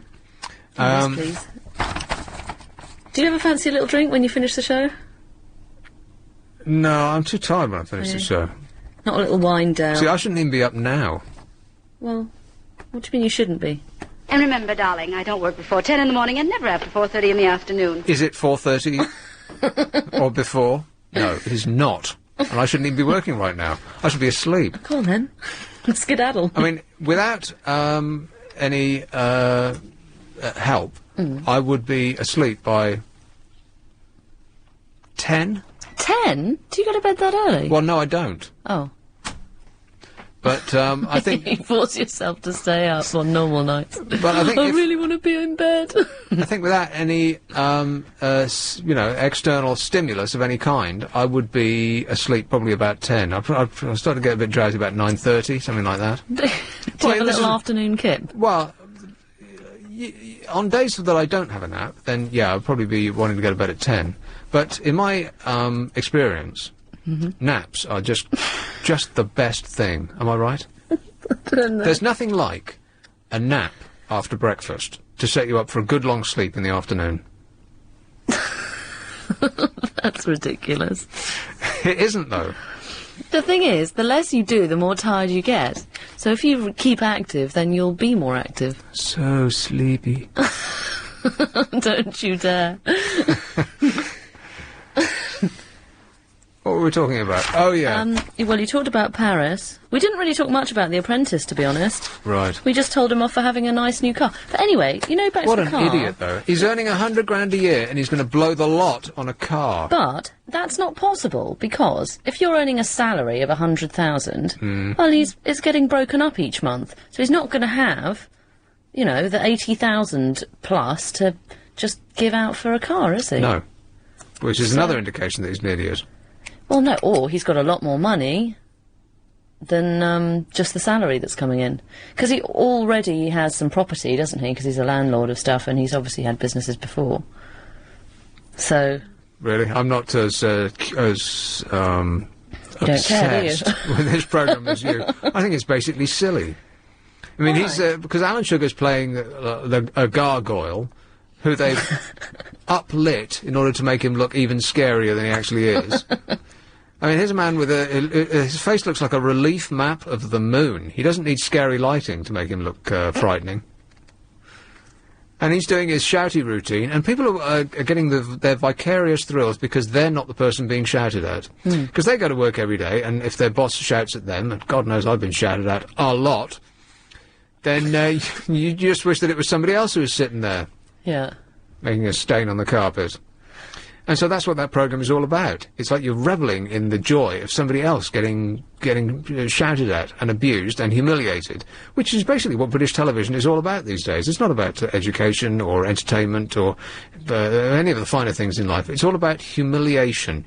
You know, we used to laugh, back in the day when Clive James used to have his programme, we used to laugh at the Japanese and all those silly, humiliating game shows that they used to have, where people get cockroaches poured on their head, and or worse. Yeah, iguanas put down their pants, or whatever it was. And you know what?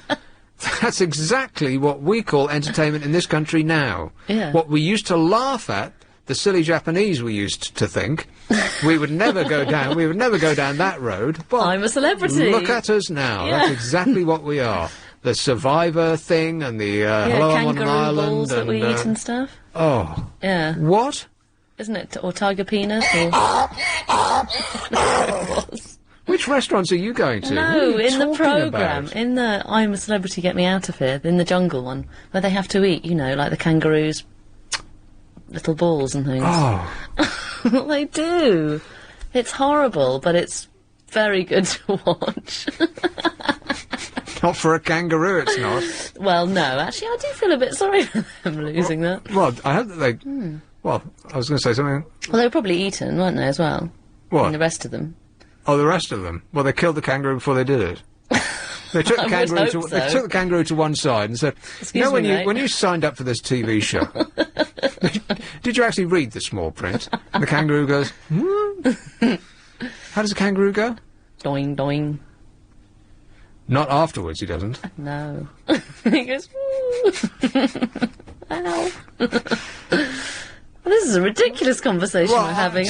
I'm sorry. I didn't mean to. So, like I said, talking about booze. No, you want to talk about this silly You're Fired game. Yeah. It's just absolutely ridiculous.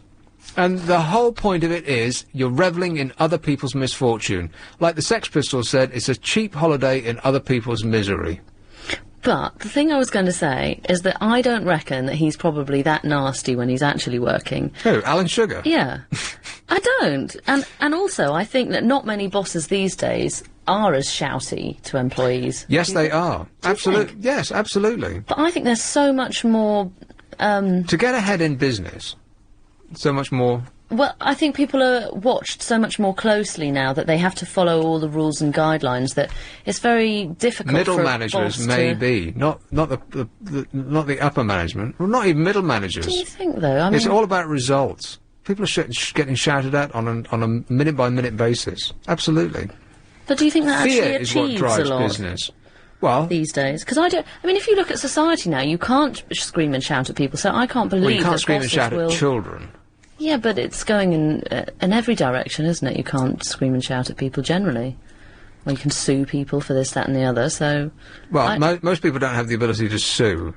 No. Only the very rich and the very poor can sue. Yes. Everybody else in the middle, us lot, we would have to pay out of our own pockets to sue anybody, unless you are insured for legal action.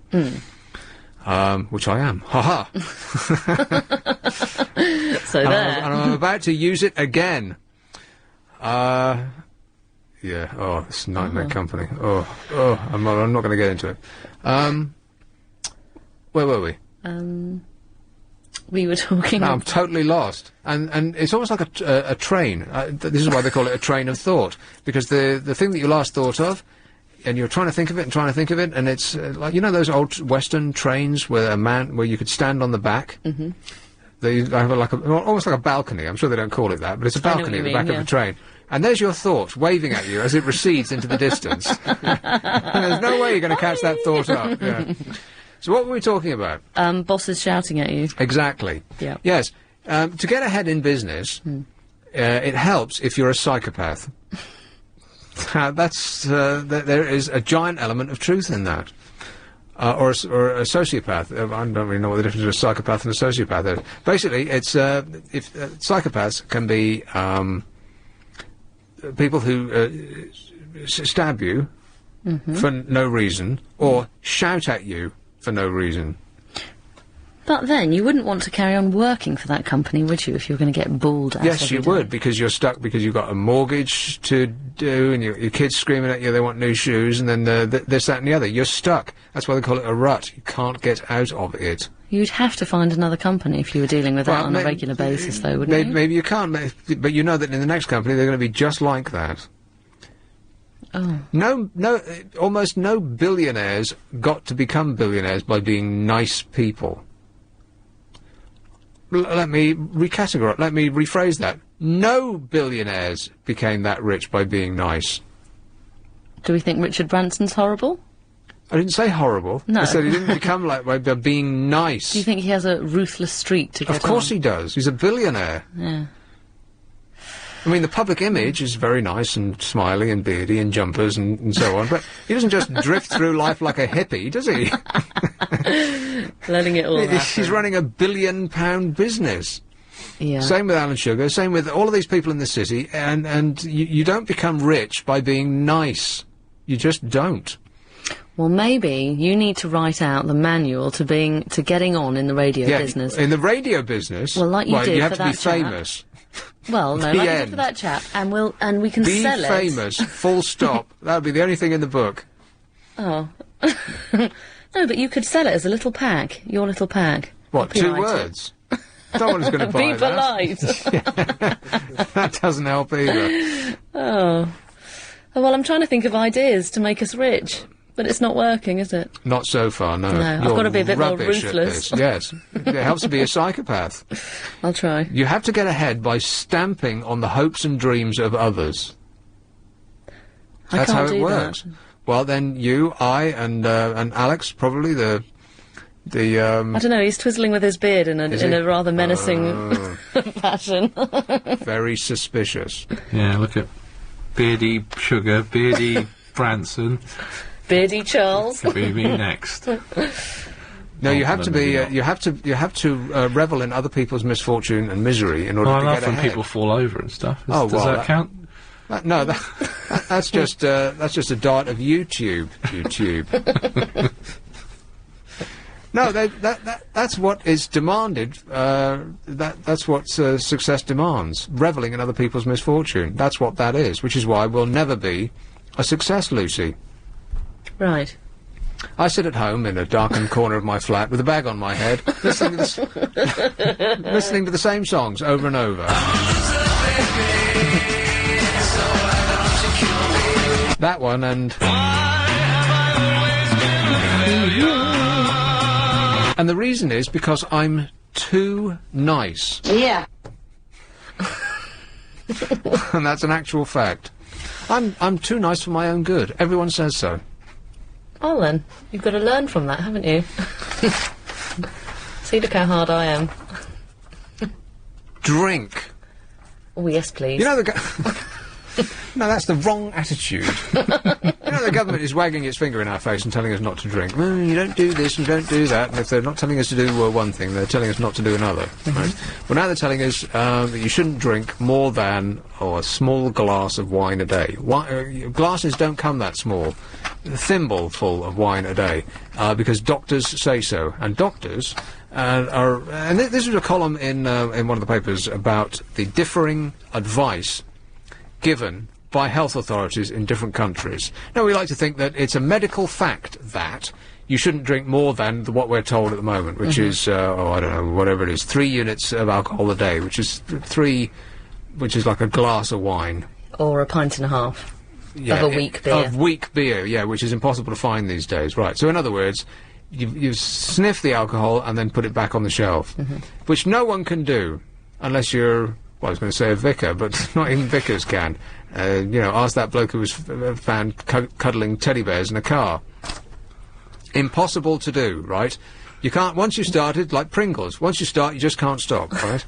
But the government is telling you to do exactly that. This is the same government that enjoys subsidised booze 24 hours a day on our money at their place of work. They're drunk all the time. This is why every time the cameras swivel around to the benches in the House of Lords, they're all asleep. In the House of Commons, they're all still in the bar. There's no one there. The only time they ever show up is for Prime Minister's Question Time, and that's because that's the only part of Parliament that gets shown on TV, on the proper news. So they all sit there and, oh, look, that's me. Pathetic. Or they're sitting there asleep. Yeah, so they're busy telling us, as you know, as usual, not to do all of the things that they're busy furiously doing themselves. But come to find out that other countries give their citizens advice which is completely different to what we're being told in this country. In Japan, for instance, their advice is to drink twice as much as what we're being told. And I think in Italy and Spain and Denmark it's like 3 times as much. So what doctors say is... We're coming to the end of this section, so I'm going to have to drag it over to the next, because there's an important point to be made here about what the medical profession tell us is safe to drink. And we all accept it like it's the word of God, but you know what? It isn't. And we'll revisit this in a moment. Been working the street. Well, let's get back to it. Okay, so briefly, I don't want to talk about this all night, but doctors base their advice on seeing patients with problems caused by alcohol, and they ask the patients how much they drink, and then they extrapolate from that how much it is safe to drink for the general population, correct? Okay, now the medical profession in this country disagrees with the medical profession in almost every other country in the world. They all have their own advice. Like Spain, for instance, advises you to pour whiskey on your cornflakes, practically.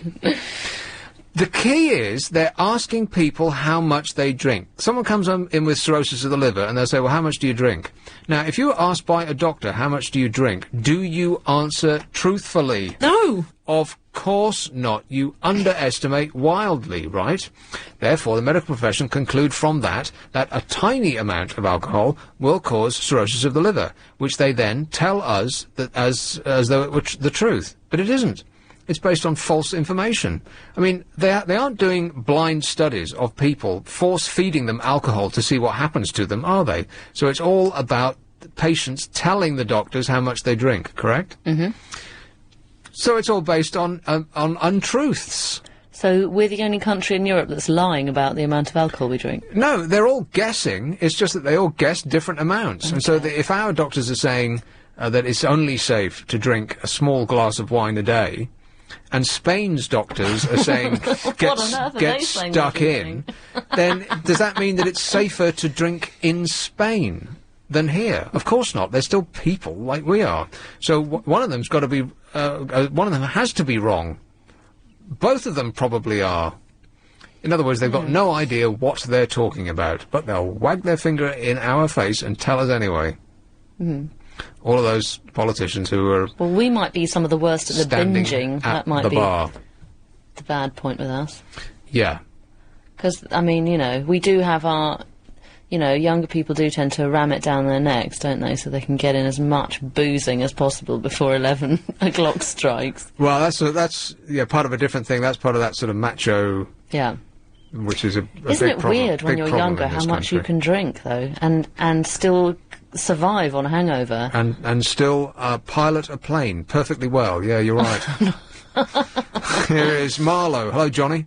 Hello. Johnny. Hello. I'm Johnny? going to do Marlowe FM. Are you Johnny? Yes, I am Johnny. Yes.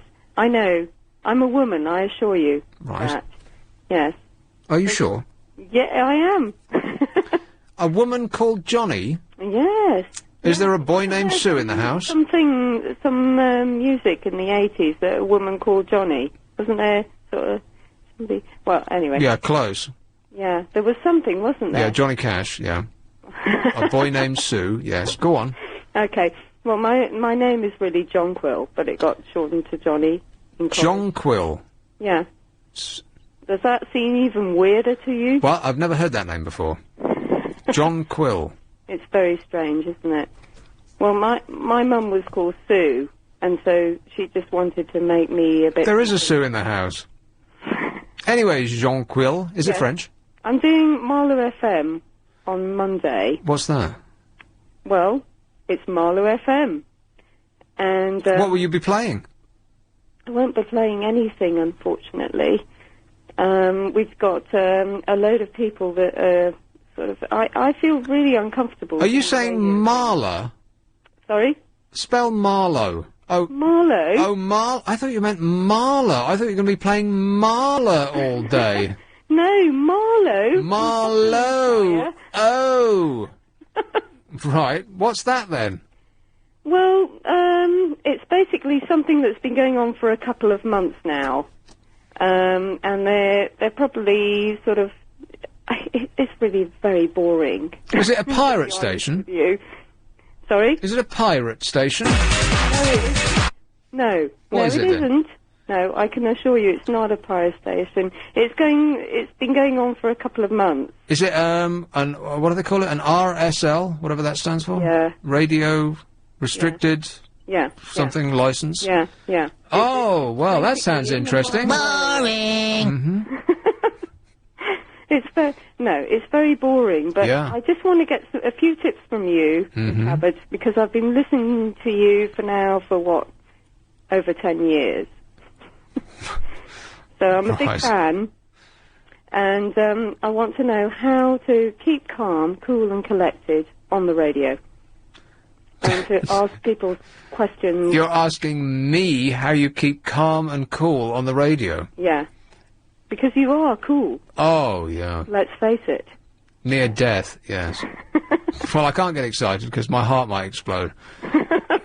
How do you keep cool and calm on the radio? That's not what you mean. That's not what you really want to know. No. I mean, how do you sort of ask questions in a way that sort of doesn't draw too much attention to yourself, but is more onto the other person, and not sort of like umming and ahhing every few seconds, which is what I'm probably going to do.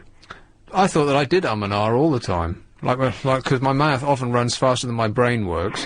Because I am so stupid, and so I and ah like everybody else does, in order for the one to catch up with the other. But it's okay when you do that, because it's, you know, you'll do like, oh, that's really crapola, or whatever else. And it sounds cool when you say Not when it. I say crapola, which is a word I don't believe I've ever said. You did. 10 years ago. Right. And so, right, so you want to be in radio? No, I don't. Not at all. But I'm going to be on Marlowe FM. To do what? Well, we're doing a subject on sort of complementary therapies. And I'm going to interview a few people. Well, then you want, then Lucy should get in on this, because she is the resident expert on this show, because you do the complimentary, don't you? Complimentary? I do the psychic show, you mean? Yeah, that's what I'm saying. Psychic? Do you? Yeah. Well, I don't present it. I would No, you produce it. You are the yeah. producer. You are in charge of that programme. Yes. So you've got to give me some advice On? on how to... sort of Ask people questions. people. Yeah.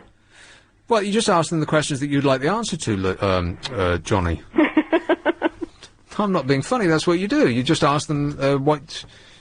Yeah. I don't know. Okay, it just comes natural to you. You just ask the question, you just sort of go... Well, it's just a conversation, though, isn't it? I mean, people who are on the radio a lot of people seem to forget that it's supposed to be a conversation. Yeah. It's not supposed to be, it's sort of like talking to people. You've talked to people before, right? Yeah, I have. When you've met people, late at night when you're off your face in a bar. What do you ask them? Have you got a car? But stuff like that. With it, you make it, you make it sound interesting and witty. Well, don't try to be funny. No, because that would be doesn't sound funny. That would be my best advice to you. You either are or you aren't. Don't try to be funny. Okay. And that advice goes to all British comedians. With one or two exceptions. Stop trying. Okay. And so your first interview will be with whom? It will be with a lady who's a counsellor. The first one. A counsellor? Yeah. Okay, what time are you on? Because that sounds fascinating. Boring! Okay, you won't be listening to it. A counsellor? I thought you cut me off then. No, I haven't. I thought you got an Ian Lee on me, and I was just... that was it. Now, do you mean a local counsellor or a helper? A therapist? A local counsellor. Really? Yeah. A local counsellor? Someone from the council? How do I make that sound interesting? Well, you can't. It's impossible. The people that are within Marlow. Actually, that's not impossible at all, because if he or she is a local councillor from the council, right? Which department? No, it's not a counsellor. It's not that type of counsellor. It's a counsellor that counsels people with, mental... Oh, sounds really awful, mental problems. No, right. It's like people that are... Is she from the Parks Department? No, you're making me laugh. No, it's people who are, seeking sort of... Help? Counselling in, sort of like they've got a problem and they'd like to talk about it. Yeah. Counselling kind of thing. Well, that would be perfect for the radio. There's a lot of people in radio who need counselling. We'll make a list. Get your pen ready, Luce. But within Marlow only. Right. When you go out of Marlow, it doesn't reach that, Right. I started going to Maidenhead and sort of within... Oh, well, they need a lot of help in Maidenhead. If you can get the signal to reach that far, they'd be very grateful. Well, is it a phone-in show? Sorry? Will people be calling in? No. What am I talking about? People won't even be listening, will they? Because they'll probably be calling in saying, this is really boring. Yeah, so no, they won't. I mean, people love all that stuff. People, like I said, it's a cheap holiday in other people's misery. Get people to call in and ask them questions about, I can't believe I'm talking to you, Nick Abbott. I can't believe I'm talking to you, Johnny. Eh? Don't say say pardon. Pardon? Be polite! Remember that always, all right. And the best of luck, Johnny. Don't get into this business. That's my advice to you, okay? Yeah. Thanks a lot, dear. Ta-ta! Take that one. Bye-bye. Bye! She was a professional! Looking for the perfect partner to enjoy... Sick, and she's not getting any better. That's going to be the title of her programme. She's sick and she's not getting any better. Hello, Becky. Hi. Becky. She is. Well, the reason why she's sick, okay... is She's not because- sick. There's nothing wrong with her. No, I know, but that's the problem is she thinks counselling is for mental people. Well, some is. Well, some of it is, yeah, but it's that...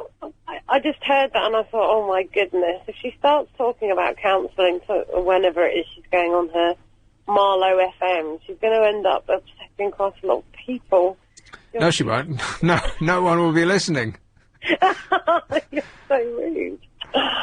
I'm sure lots of people in Marlow will be listening. I don't know whether... Not how Marlow one is, single one. I bet even while she's presenting the programme, she's listening to something else. Well, I know I won't be listening, that's for sure, but then I don't live in Marlow, so it won't be relevant to me. Unfortunately, she didn't tell me when she was on, so I could make a date not to listen myself. Exactly. No, but I hope she's listening, and she really ought to kind of do perhaps a little bit of research before she... No research? What for? Well, you're preventing, oh my goodness, you're presenting information, general information to the public. You should know a little bit about what you're talking about. I mean, hopefully the people she's interviewing will give her that impression anyway, but... Yeah, that's right. You just ask them, you know, and I think she was a bit put off by you and your, extracting. I was just trying to help. Yes. All she has to do is do what the Queen does. And what do you do? Yes. That's all you need. And what do you do? And how far have you come? And you know. Well. Nice shoes, or whatever it is that she says. Did you curtsy, though? That's the question. I am always in a curtsying position. Are you? Head on the knees. Excellent. Exactly where all men should be. Oh, dear, that was a bit of a faux pas. I'm sorry. Oh, dear, Becky, what a giveaway. What? I think you need counselling. Oh, bless you, really. All right. Me, and the rest of the world. Yeah, I know. No, I've tried that, and it's not to be recommended. It sits a great black cloud above you all the time, because you think just... You start thinking about how dreadful everything is. Like The Sopranos, like Tony Soprano, or talking to that woman that he can barely stop himself from beating to a pulp on every show. And does he seem any better from it? No. No, not really, no. It's entertainment, supposedly. Yeah, I know. Anyway, okay. Thanks a lot, Becky. Okay, cheers, my dear. bye. Ta-da. Hey, you know, they've got... when was the last time you went clothes shopping? I bet it was when when those Kate Moss essentials hit the shelves. No. Scrabbling to the front of the queue. No. As I said before, I wouldn't fit into Kate Moss's style of clothing. Well, they do shoes loose. You could squeeze one of those flat pumps over your fat little toes. My chunky feet. Thanks very much. You're saying the nicest things tonight. Well, I'm just trying to help, Loose that's feet all. and her chunky toes. Because now they've got a mirror that's been invented to give you fashion tips while you're trying clothes on in the store. What, it talks to you? Yeah. Oh, you look nice in that. Oh, don't buy that. You look awful. Those thighs. The magic mirror works by reading a barcode which is attached to each item of clothing within the store. It's a one-way mirror with an LCD screen built in. After trying on the clothes, a display on the full colour mirror, on the full-length mirror, will then suggest other items of clothing to go with the garment. Oh. And also tells you what's on offer in the shop. Oh, God. Oh, see, it's not really helping you at all. It's just trying to get you to buy more clothes. No, it's helping you, Luce. It's not helping you. It's not going to say to you, as you're trying to get it over your fat thighs, you're never going to get those on. Why did you bring the size 10s into the changing room, you liar? By pressing a button at the side of the mirror, this sends a message to a handheld device in the possession of an attendant who will then bring you a different-sized garment. No, they won't. The handheld thing will be on a shelf, beeping away, and they'll be talking to their mate. Oh, and then she said, oh, and then she said, and I said, and she said, and I said, and she said, and oh, like that. And it'll be beeping away, beep, beep, beep, beep. Does that happen a lot when you go shopping? Are you going, cooey? Hello? I don't think I fancy that, to be honest. I don't want to feel like I'm being watched in the changing room. I find it humiliating enough. So, you know, I frankly am someone who'd rather just pick something off the rail and buy it and then take it back afterwards if it's wrong than go to the hassle of taking all my clothes off to try something on. I find it very... I find that I start breaking out in a sweat and get very hot when I'm trying on clothes. It's really irritating, well, isn't it? for several reasons. First of all, it's incredibly hot in there, always. So they must turn the heat up in the little booth that you've got to change in. Secondly, there's never any coat hangers in there. So you had to put all of your clothes on the floor. All right, there is a hook sometimes. And then you have to leave and keep an eye on your clothes on the floor in case anybody nicks them, because the mirror that's in there is, if there's a mirror in there, you're so close on it you can't actually see yourself in it, right? So you have to leave to check out your arse in a mirror I in the never shop. want to leave it, though. Don't you feel a bit embarrassed if you leave the changing room? Because then they all see you, don't they, up the aisle? I know. They and all thinking, see you, he thinks they look good. It's a horrible experience. And then he just gets very hot, and you get flustered, and you think, I've been in here a long time. They think I'm stealing things. Yes, when you take a bit too long and you can't then put your clothes back on properly. Do you ever get that? And all that sort of bending down and untying your shoelaces and tying them back up, and the bending down, you get red in the face and you start sweating, and it's just, oh, God, get me out of here. Am I right, Alex? Yeah, I feel bad because I can never put the clothes back on the hanger as well as it. They're all inside out. Because it's always really nicely put on and perfectly straight. And, well, I used to fold it a certain way, and I would just put it in a heap and say, "There you go." Well, no, quite. I used to be like that. I used to feel that the onus was on me to re-hang him in exactly the same way that I found them. Yeah. But now I think, oh, screw it. They're just standing around gossiping to each other about who they had sex with last night. Let them do it. It's their job, isn't it? I mean, folding. That's what they do for a living. Here, fold this. And do you find you always look a little bit dishevelled once you leave the changing room? Yeah, like you've had a fight in there? Yes, well, I'm red in the face and sweating like a pig, exactly. And the whole coat thing, especially if it's winter time and you've got all your layers on, and you've had to take them all off to try the clothes on, you have to then put them all back on again. Precisely, right. Oh, it's horrible. And they superheat shop so that you're sweating buckets by the time you've even selected some items to take in there in the first place. And if a mirror is looking at me, talking to me at the same time... Exactly, can you imagine? Yeah, oh, you know what would look good with that, Mr. Abbott? A burqa. Can I interest you in a tent? Black bin bag. Oh, dear. I mean, it's amazing that I am the fashion plate that you see before me, isn't it? Shut up. The Amazing Adventures of Cucumber Man. How may I help you? Oh, totally wiped out. I feel like I've been changing clothes for the last 3 hours. Do you? Exhausted. Well, you have changed, what, how many times? 4? People started ribbing me when I was not working with you, when I was working with, others. Right. They started ribbing me that I was coming in exactly the same clothes every day. Oh, you're still wearing that? Yes. Who cares what I look like? I'm on the radio. It's your radio clothes. I know. Yeah. They are. Well, this is just my adult romper suit. I shuffle about... I shuffle about like this in the flat all the time, and I'm not remote. The only people that see me coming here is the bus driver and you. So who cares, right? Yeah. I mean, it's fine if you're comfortable. I change my... You don't have to dress for radio. That's the good thing. I know. Isn't that great? You don't have to look good or be sparkly or wipe the sleep out of your eyes or anything. Well, it probably helps if you do. A little bit. Splash Just have a shower, maybe. Oh... If you can be bothered. Every now and again. Yeah. The special occasions. Well, I had a bath on Sunday. What do you want? Did you last night? Actually, I can't remember the last time I had a bath. No, It's years. I like them in the winter, but not the rest of the time. Wait, I find them uncomfortable. I mean, you're sitting there and... Well, they're boring for a start. Like, after about 2 minutes, I want to get out. Well, it is boring. Especially if they're too hot. Yeah, and you can't read. So what's left? Well, they get too cold too quickly, that's what I find. I sometimes take a glass of wine into the bath with me. That's quite I nice. bet you do. Always with the... booze. No, that can be quite nice, because at least it's something to do then. If you're trying to force yourself to relax. Because I find it really difficult to just lie in the bath and relax. Like, some people can just lie in the bath for hours, can't they? Yeah, I find that hard to... I can't. to comprehend. Yeah. Because you end up looking like a... your skin is all wrinkly. And also, it annoys me that the bathwater then starts to get cold and you've got to keep topping it up. And then that seems like a waste anyway, well, I know. so you might as well get out. That's not saving the environment, is it? No, well, I try and make it shallow, you see, so... But then the water gets colder Shallow? You have a shallow bath? Yeah. What's the point of that? Because once you get in the bath, the water all, goes up. That's not a bath, that's a puddle. Well, it's a bit more than a puddle. But, anyway, I shower usually. This is a ridiculous conversation. Well, it fits right into this show then, doesn't it? Yeah.